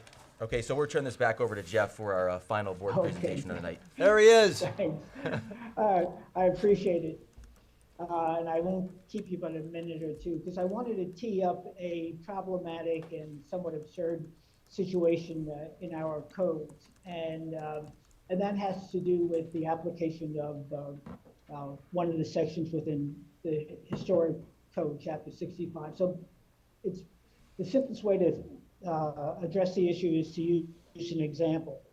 So I live in a very modest 1960 vintage ranch house on the flag lot. Under chapter 116, which is our general governing code, no exterior renovations or constructions could take place without ARB approval. And the ARB, or the Board of Architectural Review and Historic Preservation, has full jurisdiction over that property, that structure on that flag lot. Okay, now let's just change two things. One, my house now is the Halsey House, a 17th century, 18th century house on South Main Street. And let's say that house is, my lot is now in the historic district. Well, under chapter 65, because that is not visible from a public right-of-way or park, guess what? The ARB has no jurisdiction of what takes place in terms of construction, alteration, or even demolition of that house. I think you'll agree that that's an absurd situation. There's a very simple fix, which is to just eliminate, I don't think it's more than about 20 words that are exclusionary in that section of the chapter. And what I'd like to ask the trustees, not for discussion of any length tonight, is to come back, and I think Kathy and Charlene have teed up a slot for a public hearing at the next meeting in January, where we can come back to you with that revised language, having been reviewed by our counsel, Alice Cooley, and if need be, have a public hearing at that point, and then you folks can vote on it, again, whatever the protocol is to do so. Okay, thank you. Are there any comments or questions from the board? No, I think it makes a lot of sense, and I'm not sure why properties that were historic were excluded if they are not visible from a public right-of-way. I mean, if you have a house from 1850 and it's behind a hedge and you just can't see it, I don't think that means that then it should be able to be, torn down just because you can't see it. I mean, it's a mid-19th century home. If it's in the historic district, it should be preserved. That's the reason why we have historic districts. I'm not sure what the difference is, whether it's visible or not visible. It's a historic structure, so it should be preserved as part of the history of the village of Southampton. And thank you for bringing this to our attention, Jeff. I have questioned this in the past, but I really appreciate you bringing it to the fore. Any other comments, questions? Okay, thank you, Jeff. Okay, so I just have to know how to proceed, and I can Andrew, take maybe that up Andrew. with Charlene and We Kathy. have a resolution noticing the public hearing on the agenda for tonight. Oh, very good. Jeff, so, it's gonna be noticed for, January 12th. So. Okay, great. We need the legislation to be drafted, reviewed, and then finalized, and then we can. Okay, great. I'll reach Okay, out to Ms. Cooley to I'll discuss. work on that. And just a note, I'm gonna have to exit the meeting, but I know you have another matter coming up on 119.3D. I submitted a note to you folks, so again, I'm not gonna be there, but Charlene has it and can read it into the record. Thank you. Thank you, Okay. Jeff. Thanks, Jeff. All right, thanks, everybody. All right, have a good night. All right, Thank you. you too, thanks, bye-bye. Thanks, Jeff. Our next public hearing is that I'd like to make a motion to open is for local law 24-2022, the proposal to add chapter 109 vacant property registry. Is there a second? Second. All in favor? Aye. Aye. So this is a local law that I was hoping to introduce and pass regarding a vacancy registry. As a business owner myself, I've noticed that there are a few vacant stores that are popping up, but there's also a tremendous demand for storefronts here in the village of Southampton. And when you speak to real estate brokers and business owners alike, what they will tell you is that the reason that these stores are vacant is not because there's no demand. People want to be here. In fact, the second there's an opening, there are multiple bids on every single location. The issue is that there's a few landlords here in the village that simply do not want to transact for whatever reason. Some people want to use that for an income tax write-off. Some people want to wait because they believe that Apple is going to be their next tenant, and they're going to sit there for 5 years until Apple signs a lease with them, even though Apple is never coming. And so ultimately, at the end of the day, there's nothing that we can do for some type of vacancy tax, but there is something that we can do to at least categorize and catalog these vacant storefronts so that the vacant storefronts not only become, number one, more transparent, but there will also be a citation for those who do not participate in this vacancy registry. This is an idea that we came up with, consulting various organizations. A few municipalities across New York State have done something like this, but I would say that the ability to tax is actually done with New York State, and they can only prescribe. So that vacancy tax, people like it or don't like it, but that's just, again, this is not this. It's something that we cannot do here anyway. But this is something, again, to, number one, provide transparency on those vacant storefronts, and number two, also send a message to the few landlords that I can, the few stores that I can count on one hand that simply just don't want to do business. And it's unfortunate that that's the case here.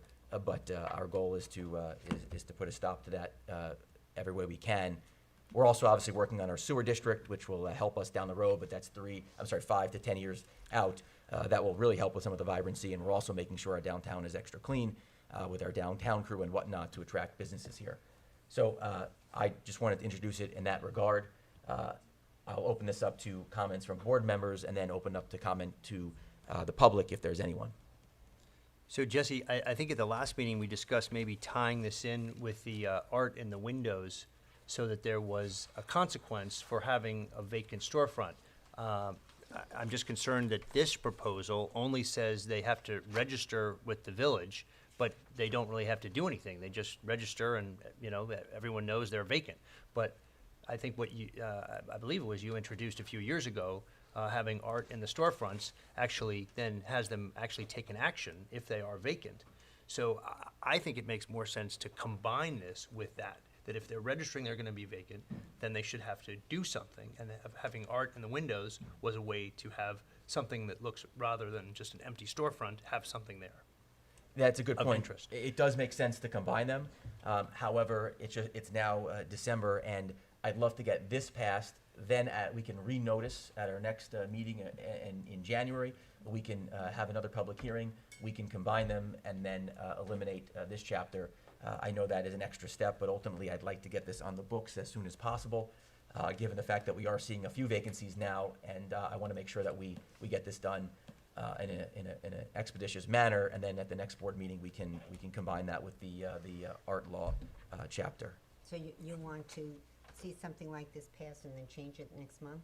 That would be the order goal, to- because ultimately, and it's a simple step, but ultimately we would. Then we have to renotice the public hearing, and we're putting it away. And right now, we're just adding something that should be combined with what's already on the books.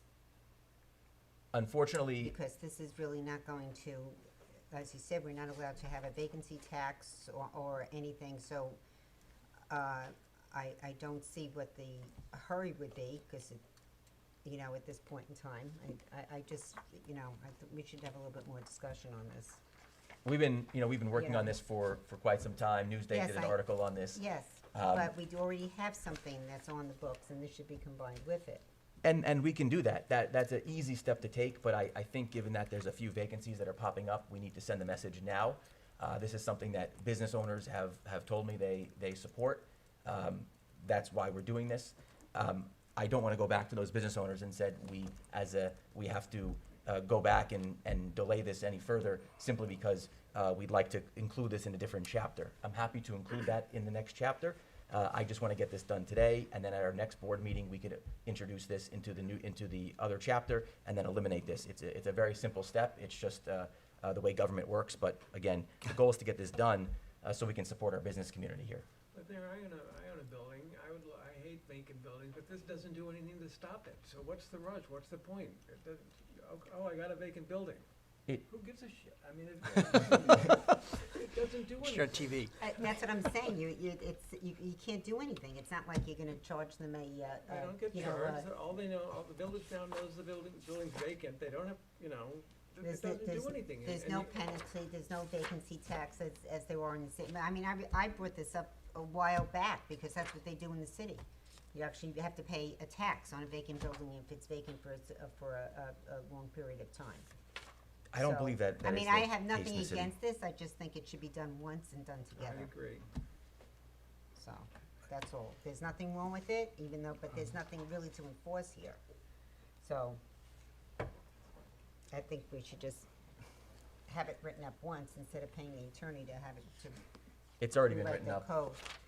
Yeah, but. Okay. There is Is a. there anybody here to speak on this from the business? Oh.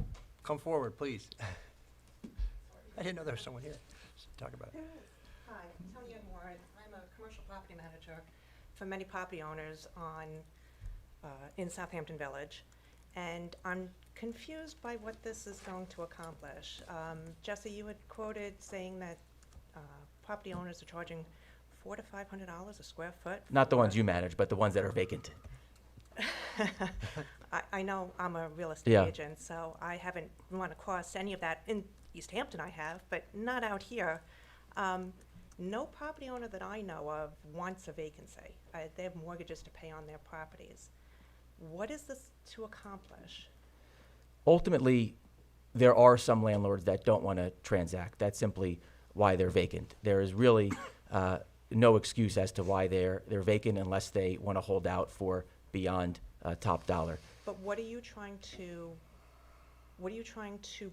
do with this vacancy registry? Here's what I anticipate will happen. Most landlords, 90+% of landlords, want to have a tenant and they want to get someone in and be part of Well, the that's how village I make community. a living, yes. Exactly. But there's a few that you can count on one hand that just simply don't want to participate. And what I suspect is going to happen is they're not actually going to participate in this registry. But And- what's the registry to accomplish? Because then if they don't participate, then you can give them a I citation. still don't understand what the registry is to accomplish. So I'm to bring to you that I had someone leave. It's the middle of December in a village that really closes December, January, February, and March, and you're gonna penalize a small property owner? There's no penalty to a small property owner because if you participate, there's no citation. So what's my participation? I come to you and I say I have a vacancy? If you And then do, I it's leave. it's that simple. There's no charge for it? Other than if it's vacant after a certain amount of time, there's a $100 fee, but if you don't participate, then there's a citation. So. that If you doesn't don't make any- register, he's explaining if you don't register, then you would be penalized for not registering. This was a s- Register for what, though? Is this book open to, is this registry open to real estate agents that we go in and now you're gonna do our job for us and say, okay, this space is coming available, and we take this and we go and find a tenant? That- I'm That's not the confused by point. The this. point is that we want to send a strong message to landlords who perennially keep their spaces vacant, and we don't want that to happen here. And so we want to be a little tough on those landlords who simply do not want to transact. I'll give you an example. A space on Job's Lane, I know the business that moved in, they came out. The business there told me that for 6 weeks, this stood vacant the entire summer until the end of the summer. The business there that I actually work with told me that they paid $50,000 for 6 weeks. Yeah, it's called being a pop-up, and the owner then has that vacancy for 10 months. So yes, you pay, that's general practice. If you owned a building and you had someone leave at the end of September, and they took all of their profit for that 6-week period, and then they leave that landlord with no income from October 1st until May 1st, there's nothing I can do to control that, and you're penalizing us. It's called a pop-up, and you pay a gross fee, and it is the cost of a year of rent for the 6 weeks. But I think the point here is that That's general practice. that landlord who has always sat on that property vacant, has been vacant for years until the one person bit and paid $50,000. I don't think that landlord's going to want to participate in this, and there we can actually penalize that landlord. So you think his $100 is going to affect him when he just made $50,000 No, in 6 again, weeks? you're missing the point is that the fee is not $100. That's to register. The fee is if you don't participate. The reason we can't do a vacancy tax is because only the New York State legislature can allow us to do that. So we can't do it. So the next best thing, which was suggested to me by some of the attorneys at the New York Conference of Mayors, is that this is what some other cities and municipalities have done. It's not the best solution, but again, it sends a clear message to those landlords not to keep their stores vacant. And again, the landlords that, the By 3 paying or 4 landlords, $100? what's that? By paying $100. Well, the citation's gonna be more like $1,000. So, again, this is. If they don't register. If they don't If register. So I can register one of my buildings, it's $100, and I can leave it vacant for 10 months out of the year. Well, you can do that anyway, but the point is, the few landlords that thumb their nose at the village, they are not gonna participate in this. And then we can give them a citation. Jesse, it really doesn't make any sense. You're hurting the small business owner. No, it's the opposite of what we're doing. There's no sense to this registry. There really isn't. I see, in the future, I see it becoming, you're gonna penalize the property owners for people leaving in the middle of the night, which I've had in the 30 years doing business in the village of Southampton, against our control. There is nothing that we can do about it.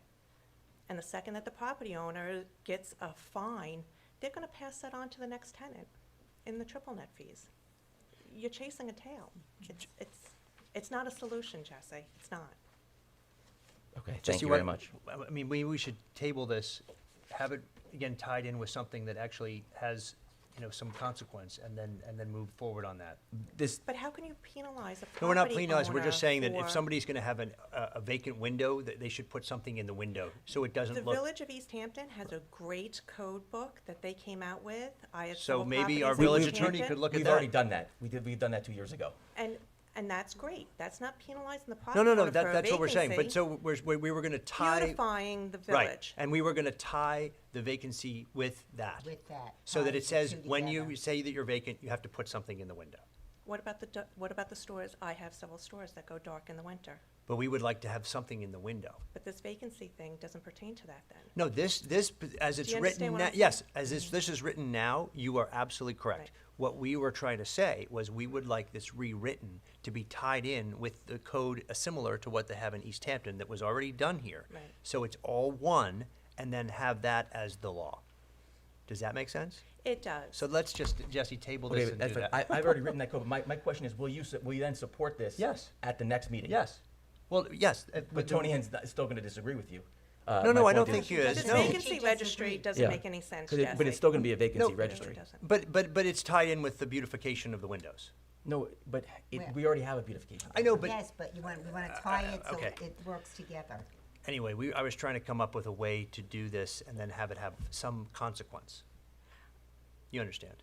I understand where you're going. Yeah. I just don't see an end point then. And if this is going to hurt the business owners, it's really gonna hurt the people that are renting, because the business owners are gonna pass these taxes. We pay a lot of taxes in the village to begin with. We pass that along, unfortunately. You rent right next to one of my buildings that I manage. You're a triple net lease. These fees are going to be presented to the business owner, the renter who comes in. It's a trickle-down effect. You're not making any sense. I'm sorry. This is not going to affect any landlord who does business and has tenants in there each and every year. Again, the point is this is designed, there's a handful, less than a handful of landlords every single year. You don't work for them. They don't want to do business with anybody. They always keep their stores vacant. It's a big problem. Other villages don't have these landlords. In Sag Harbor, the landlords are happy to be there. They want to do business. We just have a few landlords for whatever reason. They don't want to, they just, every single year, they take their tax write-offs. And this is not designed for the landlords, and the small business owners support this because they're the ones that are actually being kicked out of their stores in hopes that that apple that landlord thinks is coming, that is It's never not going to come. realistic for out here.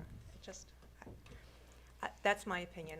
Thank you for listening. Thank No, you very thank you very much. Have a good one. Appreciate it. I think, Jesse, we should just table this for right now. Well, it doesn't sound like there's any support for this, so. I think if we would change it, there would. So there'd we're be just gonna have support. to close this hearing, and we'll have to renotice another public hearing. I think we already have it noticed. We do, Mayor. It's scheduled for the next board meeting. It's resolution. 12th? For January 12th, resolution number 9 on the calendar. So I'll make a motion to close this public hearing. Is there a second? Second. All in favor? Aye. All right, so we'll keep on moving tonight. There's a third public hearing. Bill, I believe you wanted to table this one, right? I did because there's been some discussion, and I know that Jeff Broadley had sent some communication in, working with the various board chairs and the attorneys for the zoning board, the planning board, and the ARB. They have come up with a different solution from what was done. In fact, I got a copy of the new draft from Alice Cooley this afternoon, and they are asking if we could table this and then reintroduce it with the new draft once it's reviewed by the village attorney. That's what they would like to see as the legislation to accomplish the goal Right. that you're trying to So get to here. this is the public hearing that pertains to the zoning board, so why don't, you can go ahead and make the motion to table.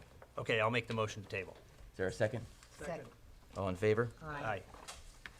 That's the draft. All right, so the next public I can hearing send you is electronic. a public hearing regarding local law 26-2022, the proposal to amend chapter 107 trees. I'll make the motion to open. Is there a second? Second. All in favor? Aye.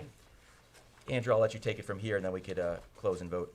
Sure, this is slightly modified from the last version that was before the board. At the last meeting, it was requested that the authority of the tree commission be modified rather than designating a tree as a heritage tree, to instead have authority to issue recommendations to this board for review and approval of designation of a heritage tree. Thank you very much. Any comments, suggestions from the board? No. Any comments from the public? All right, I'll make a motion to close public hearing regarding local law 26-2022. Is there a second? Second. All in favor? Aye. Okay, we'll move to suggested resolutions. Charlene, I'll let you take it from here. We do have one correspondence from, that came in today for Walter Dean. I mean, it was past the cutoff, but I didn't know if the board, I know trustee Brown had asked me. Is there a synopsis of it, or do we have to read the whole thing? It's 2 pages. I know, Yeah. exactly. That's Walter. Basically, Walter. just echoing the opposition to Liberty Gardens, citing the traffic, stating that the village trustees should take action, and a deeper look at DEIS and supporting documents is required. So, So, that's from Mr. yeah. Walter Dean on Pierpont Street. Thank you. Thank you.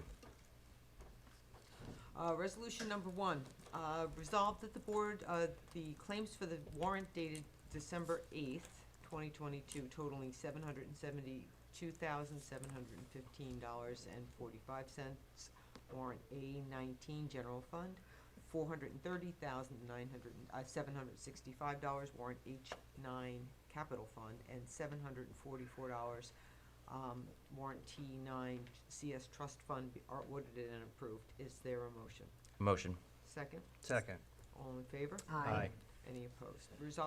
Resolution number 2, resolved that the reading of the minutes for the public sessions of November 22nd, 2022 are dispensed, and the minutes are accepted as filed by the village clerk, and actions taken at the meeting are hereby ratified and approved. Is there a motion? Motion. Second? Second. All in favor? Aye. Any opposed?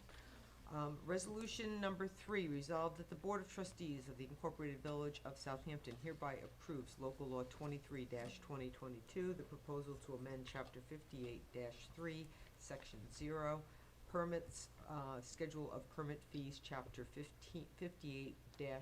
58-4B4, maintenance of equipment. Is there a motion? Motion. Second. All in favor? Aye. Any opposed?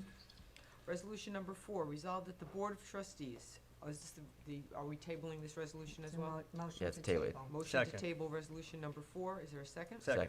All in favor? Aye. Any opposed? Resolution number 5 also. Do we have a motion to table? Motion. Second. Second. All in favor? Aye.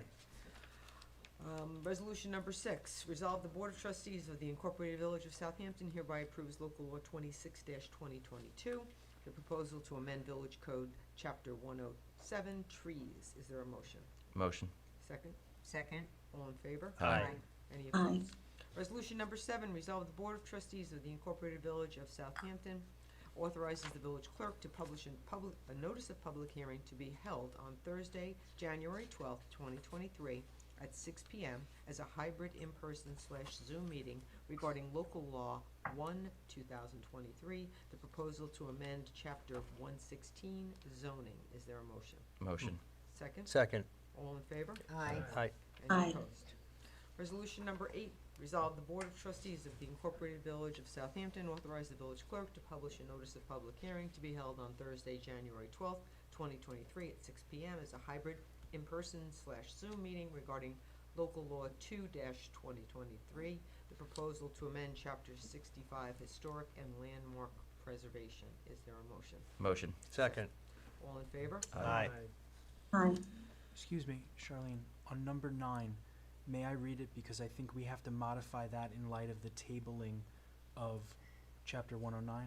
Take it away, council. Resolve, the Board of Trustees of the Incorporated Village of Southampton authorizes the village clerk to publish a notice of public hearing to be held on Thursday, January 12th, 2023 at 6 p.m. as a hybrid in-person Zoom meeting regarding local law 3 of 2023, the proposal to amend Chapter 108, vacant storefronts. Is there a motion? I'll make the motion. Second. All in favor? Aye. Aye. Any Resolution opposed? number 10, resolved that the Board of Trustees approves the change order for the Sewer District Engineering Contract with DB Engineering for additional work required to be performed in the amount of $15,000. Is there a motion? Motion. Second? Second. Discussion. I thought this was a little too expensive, no? The extra 15,000? This is the work done at the site that we're purchasing for the, on Bowers Lane, correct? Well, you're not allowed. Let's keep on moving. I just thought this was a little. I've obviously been leading the charge here in the sewer task force. I just thought we basically had a certain price, and I was opposed to their increases. Is there any way to negotiate further? It's actually a subcontractor that's performing the work, it's not DB. So, you mean- anyway, we And can just it's vote. a- I just wanted and it's a to special express my fee. opposition. Well, should we not do it? No, it was what we came up with. I thought it was too much, but. It's gonna postpone the process at that point in time significantly. Well, we can move forward. Okay, I okay. just felt Okay. that there was a potential increase in prices. I wanted to defend against that, but it is what it is, so we'll just vote on this. Okay. All in favor? Aye. Resolution number 11, whereas on November 8th, 2022, the town of Southampton approved a local law to amend Chapter 140 of the Southampton Town Code to establish a 0.5% tax to fund the Peconic Bay Region Community Housing Fund to create affordable housing opportunities in the town. And whereas the Village of Southampton is eligible to opt into this program, and whereas the Village of Southampton seeks to foster the production of community housing and workforce housing, therefore be it resolved that the Village of Southampton opts into the Town of Southampton Peconic Bay Region Community Housing Fund. Is there a motion? Motion. Second? Second. All in favor? Aye. Any opposed? Resolution number 12, I'm gonna request that there's a motion to table because that is, something that we are, not, at this point in time, we're not ready to move forward with that. Motion to table. Second. All in favor? Aye. Resolution number 13, resolve the Board of Trustees approves the request to install a drywall in the village right-of-way behind the subject property, 44 Jobs Lane, Habitat 46 LLC, work being done by Bob Guzowitz of Morley Property Management. The plans were provided to Steve Phillips Jr., DPW Superintendent, reviewed, and he has determined that there is no conflict with this location. The resident must restore the pavement to its original state after the installation of the drywall. Is there a motion? Motion. Second? Second. Quick discussion. Do we believe at all that this location will affect any of the holiday shopping? Do we know? No, it's No, will not. located in the back, and It's it's in the really back in a parking lot area. very Just wanna- bizarre area. Just want to make sure we're on the same Yeah. page on that. No, I I would saw a prefer to picture do. of it. Yeah, I saw the everything picture of it. after the holiday. It's not in a prime location. All right. Okay, so all in favor? Aye. Any opposed? Resolved, resolution number 14, resolved the Board of Trustees approves the Southampton Fire Department to hold its Family Day on Saturday, August 5th, 2023 at Dune Beach. Is there a motion? Motion. Second? Second. All in favor? Aye. Any opposed? Resolution number 15, resolved that the Board of Trustees approves the Southampton Village Fire Department to host their annual Antique Committee's Chicken and Ribs fundraiser on Saturday, August 19th, 2023, from 4 p.m. to 11 p.m. Is there a motion? Motion. Second? Second. All in favor? Aye. Any opposed? Resolution number 16, the Board of Trustees approves the Southampton Village Fire Department to host their annual antique muster at Agawam Park on Saturday, September 16th, 2023, from 8 a.m. to 6 p.m. Village departments will pre-coordinate for the event. Coopers Beach will also be utilized as an annex site for the event through from September 15th through 17th. Is there a motion? Motion. Second. All in favor? Aye. Any opposed? Resolution number 17, the Board of Trustees approves the Southampton Fire Department to hold its open house Saturday, October 21st, 2023 at Agawam Park. Due to the nature of the event, there will be the following road closure during the hours of 12 p.m. to 5 p.m., corner of Job's Lane and Pond Lane. Is there a motion? Motion. Second. All in favor? Aye. Any opposed? The fire department's busy. It's good. Yeah, 'cause they put them all in They at got- the they got- same time. They actually got shut out of I know. of a few events That's a last good thing year, they're so I doing it told them early. to get their requests in early. That's very late for the muster though, isn't it? It's usually the Saturday after That's, yeah, Labor you're Day, right, you're right, you're right. It is a little bit late. Andrew, we The have, chicken ribs dinner is good. There should be a Yes. supplemental agenda. There is a supplemental Yeah. agenda. Where is that again? It's in the front packet, it should be here. Okay. I did have it before. There's a resolution, there's two on the supplemental, and then there's another one that we have later on. Oh, yeah, okay. After executive. Got it. I'll make a motion to walk on the two items to the supplemental agenda. Is there a second? Second? All in favor? Aye.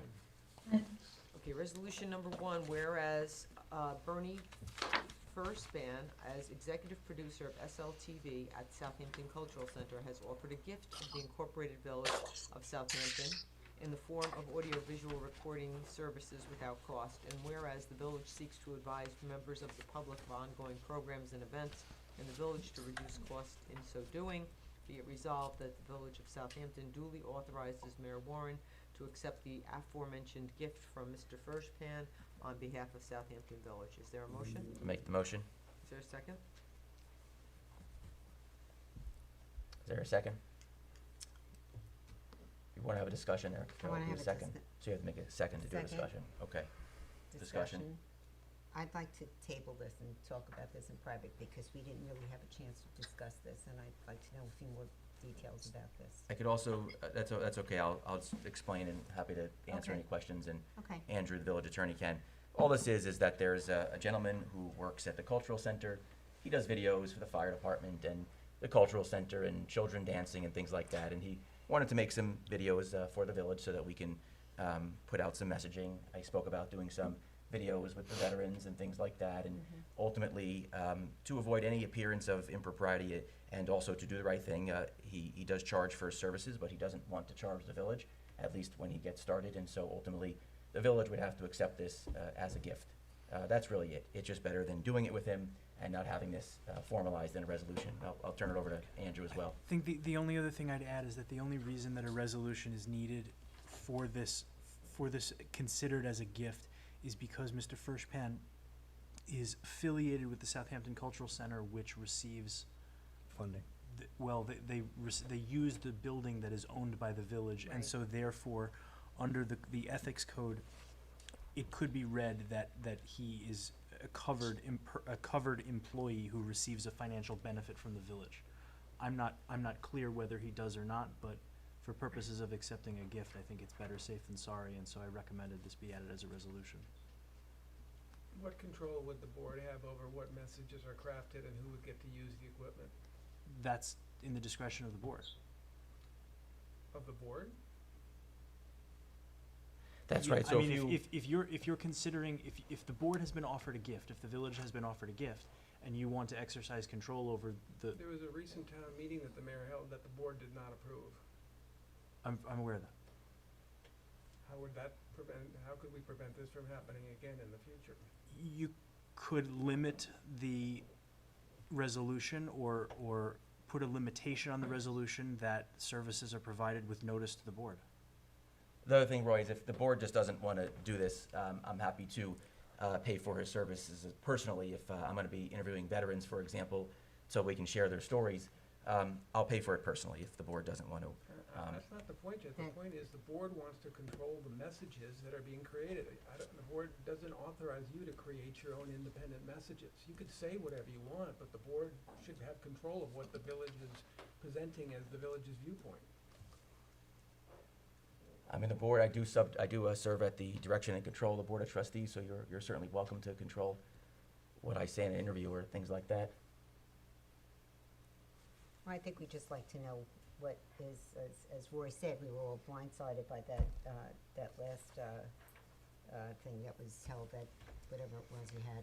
And I just think that somebody is gonna offer his services, which I think is very nice of this gentleman to do that. I just think that we should be aware and be noticed before it's somebody on the board, and I assume this is for anybody on the board, just not for yourself, that would do something, and it would be discussed as a board before something is done or recorded. That's all. I'm just saying that I think that, you know, there should be full disclosure as to what he's doing to the board. It's not just for one person unless this is just for you. I don't, you know. It's for the whole board. Yeah, so we should know what the other board members are doing. How would you do this? I'm working on that. Okay. I think it's very nice and very generous of this gentleman to do this, but I just think that as a board that we should be aware of what is happening.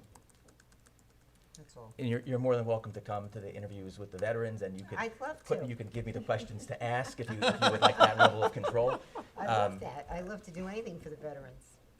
I'm also happy to pay personally for this because I believe you know, it's an important cause, and so okay, so I guess you guys will can make a motion to table. Did you, we're gonna table this, or or can it be rewritten with? You can, it's the board's discretion whether to table or modify the proposed resolution at your. Do you have language? At your directive. Do you have language for it?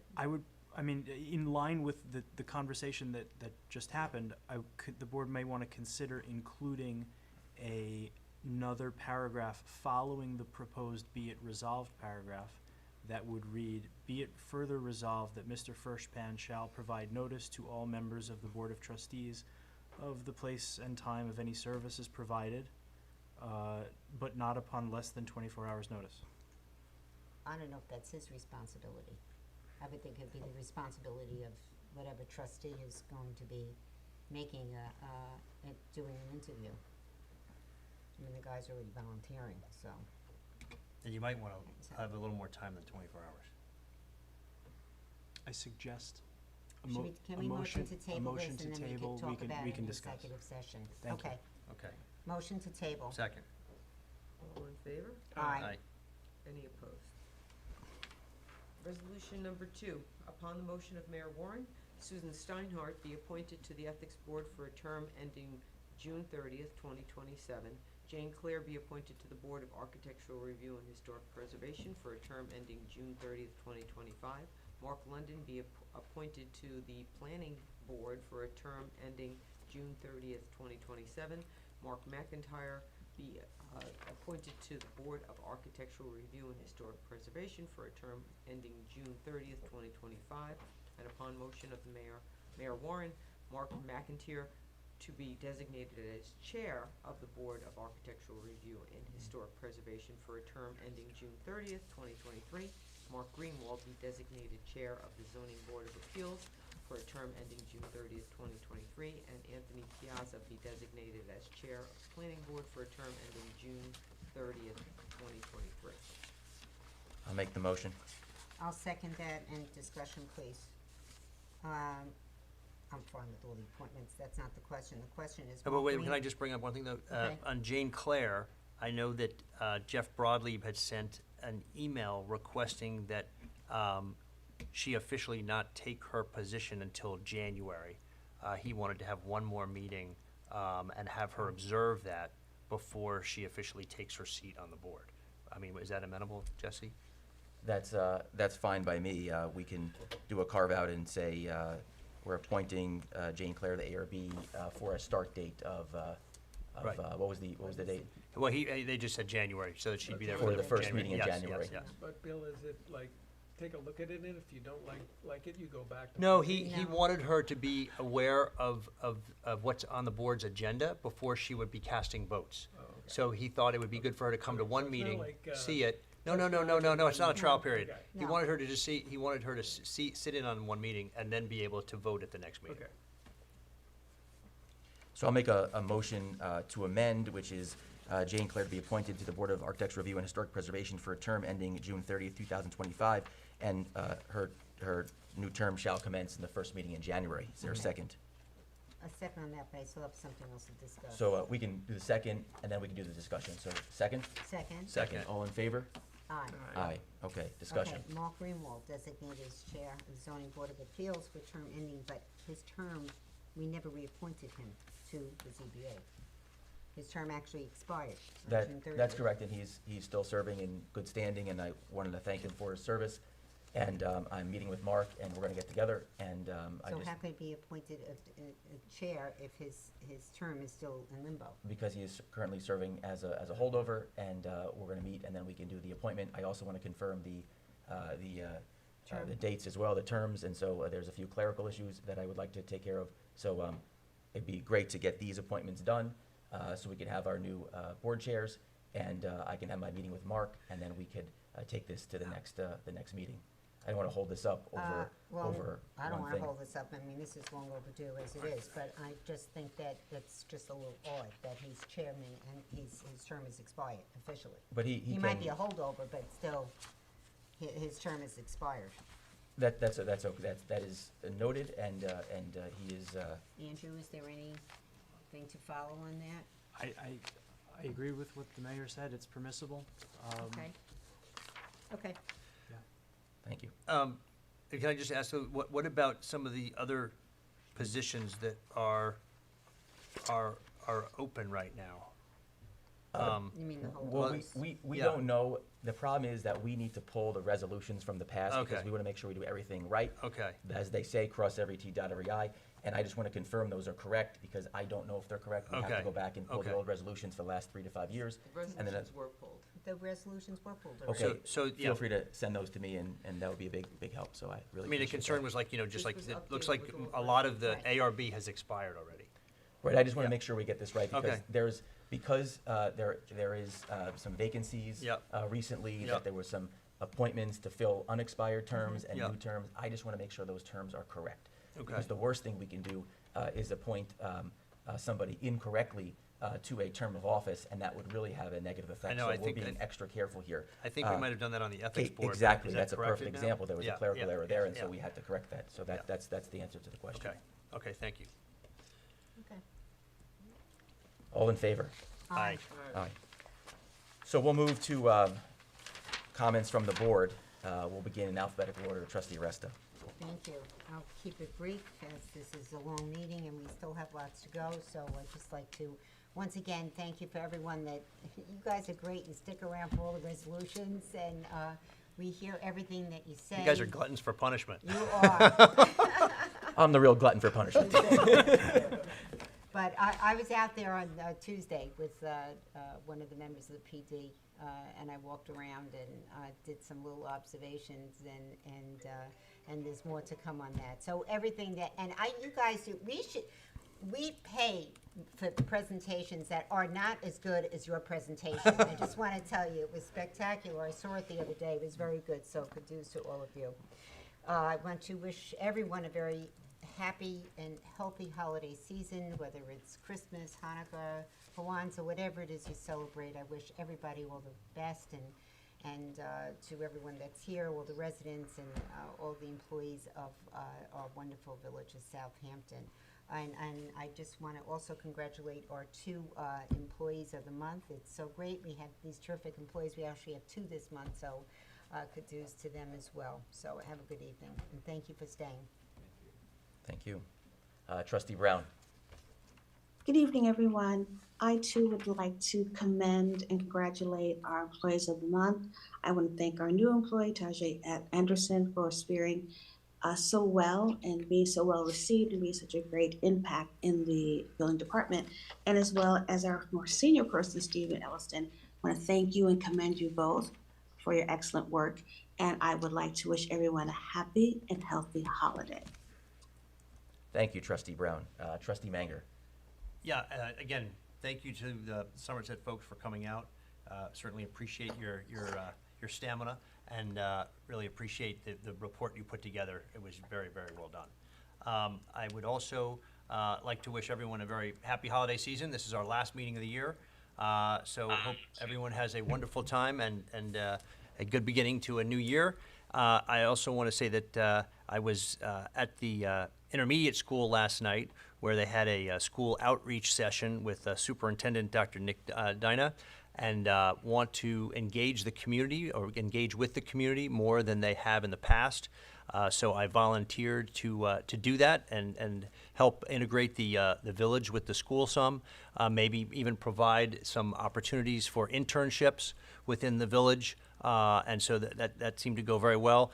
I've also been working with Trustee Brown and Trustee Aresta on reinvigorating our senior committee here in the village so that we have opportunities for seniors to gather and we will be making announcements in January as to what events will be held for seniors in particular, and we'll be coordinating within the village outreach to the Rogers Memorial Library, the Cultural Center, the Southampton Arts Center, and the History Museum, so that again there will be a central repository for information for seniors about different events that they can participate in the village. This is a request that came from some of our residents, and again I've been working with Trustee Brown and Trustee Aresta on this, and so we'll have something to announce in January. So thank you all very much, and again, Merry Christmas, Happy Hanukkah, and Happy Holidays. Thank you. Thank you, Trustee Stevenson. Thank you. I'd like to echo the mayor in terms of addressing the garden,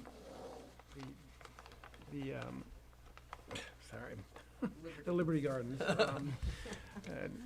issue, and the inferences that were. I sort of detected that the feeling that there was some dissatisfaction with the role that this board has played in trying to contest that application. I believe this board has been active in making its concerns known to the town, and I echo the mayor's statement that this is a town decision, and concerns of our citizens must be addressed to the town. That said, I attended a meeting with the mayor and Trustees Aresta and Manger. I don't think Trustee Brown could have attended, but she would have if she could have, where the mayor made a speech to all the trustees regarding his concerns with specific reference to the impact of the development in the Hillcrest area. Trustee Manger, with Trustees Aresta and myself standing in support, made a speech regarding his concerns regarding the congestion, regarding the impact of the development on the area's water quality. There's a water tower there from which the village of Southampton draws its water supply, which several studies going back to 1995 indicate that the runoff flow from the sewage treatment plant that is currently there on that site being used by the rest home, which this development plans to add on to, could be detrimental to the village's water supply. We are in talks with a separate engineering firm to see about developing further studies to buttress our case in terms of taking this to the town. And I happen to agree with Mrs. Genovese regarding that as this gets down to the nitty-gritty, there is going to be some tough decisions have to be made, and perhaps some legal decisions are going to have to be made in terms of making the village's concern about the impact of this development on our quality of life, on our services, and all of the issues that have been brought up by all the people who spoke today. I thought the Somerset group's presentation was very good, but if that is a concern for safety, and I believe it is, 60 more units plus another potential 60 turning into one driveway off of County 39 was a total safety concern. And I really hope that our elected officials in the town will recognize this. And nothing against veterans, for sure. Nothing against people with mental handicaps or low income, or we need workforce housing, but that just isn't the spot for it. I'd also like to just acknowledge the passing of a good friend of mine, a longtime Southampton Village resident, John Griffin. He passed away a few days ago, and was a great guy, former Marine, and best wishes to his family. To everyone else, happy holidays. Thanks so much for letting us serve you. It's a great pleasure, and enjoy a blessed holiday season. Thank you. Thank you, Trustee Stevenson. I'll echo those thoughts. Thank you very much. And I'll just conclude with reminding everybody that there's the polar bear plunge this Saturday. Ocean Rescue will also be making sure that anyone who's brave enough to get into the cold water will be safe. But it's a great event and would encourage everybody to join, even if you don't want to get in the water. It's certainly a great event, so looking forward to joining. And then also, I believe on Saturday, 5 p.m., the Greek Church is hosting a concert with many of the students. Lorraine Enright, beloved resident, will also be managing that and leading that, and so I wanted to thank her. So I would encourage everybody who would like to attend at the concert at the Greek Church to be there as well. And then also just wanted to reiterate that we're making great progress with our sewer task force, and we hope to have a important announcement at the first quarter, hopefully, of the next year. And then we're also making some additional great progress with the town's water quality improvement program, and a lot of good things going on. We've got our Arts and Culture District, which will also hopefully be adopting in the first quarter of 2023, which will be helpful as relates to preserving the movie theater and encouraging arts and culture uses. And just wanted to wish everybody a happy holiday and a happy new year. And with that said, I'd like to make a motion to adjourn to executive session for the purpose of discussing personnel, legal, and contractual matters. Is there a second? Second. All in favor? Aye. All right, I'd like to make a motion to adjourn to public session. Is there a second? Second. All in favor? Aye.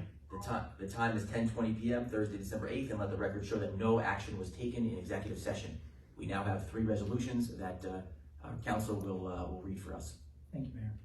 Number 1, resolved, the Village of Southampton's Board of Trustees approves an increase to the daily rate of pay for village school crossing guards from $60 to $75 effective December 9, 2022. Is there a motion? Motion. Second. All in favor? Aye. Unanimous. Number 2, resolved, the Village of Southampton's Board of Trustees approves the retainer of D&B Architects and Engineers to commence a preliminary draft EIS review and preparation of a comment memorandum regarding same in a sum not to exceed $10,000. Is there a motion? Motion. Second. All in favor? Aye. Unanimous. Number 3, resolved, the Village of Southampton's Board of Trustees will conduct a special meeting on Monday, December 12, 2022 at 6 o'clock p.m.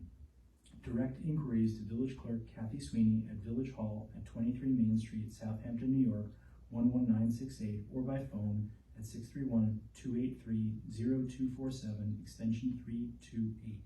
The location of the meeting shall be published by the clerk. Is there a motion? Motion. Second? Second. All in favor? Aye. Unanimous. All right, I'd like to make a motion to adjourn the meeting at 10:21 p.m. Second. All in favor? Aye.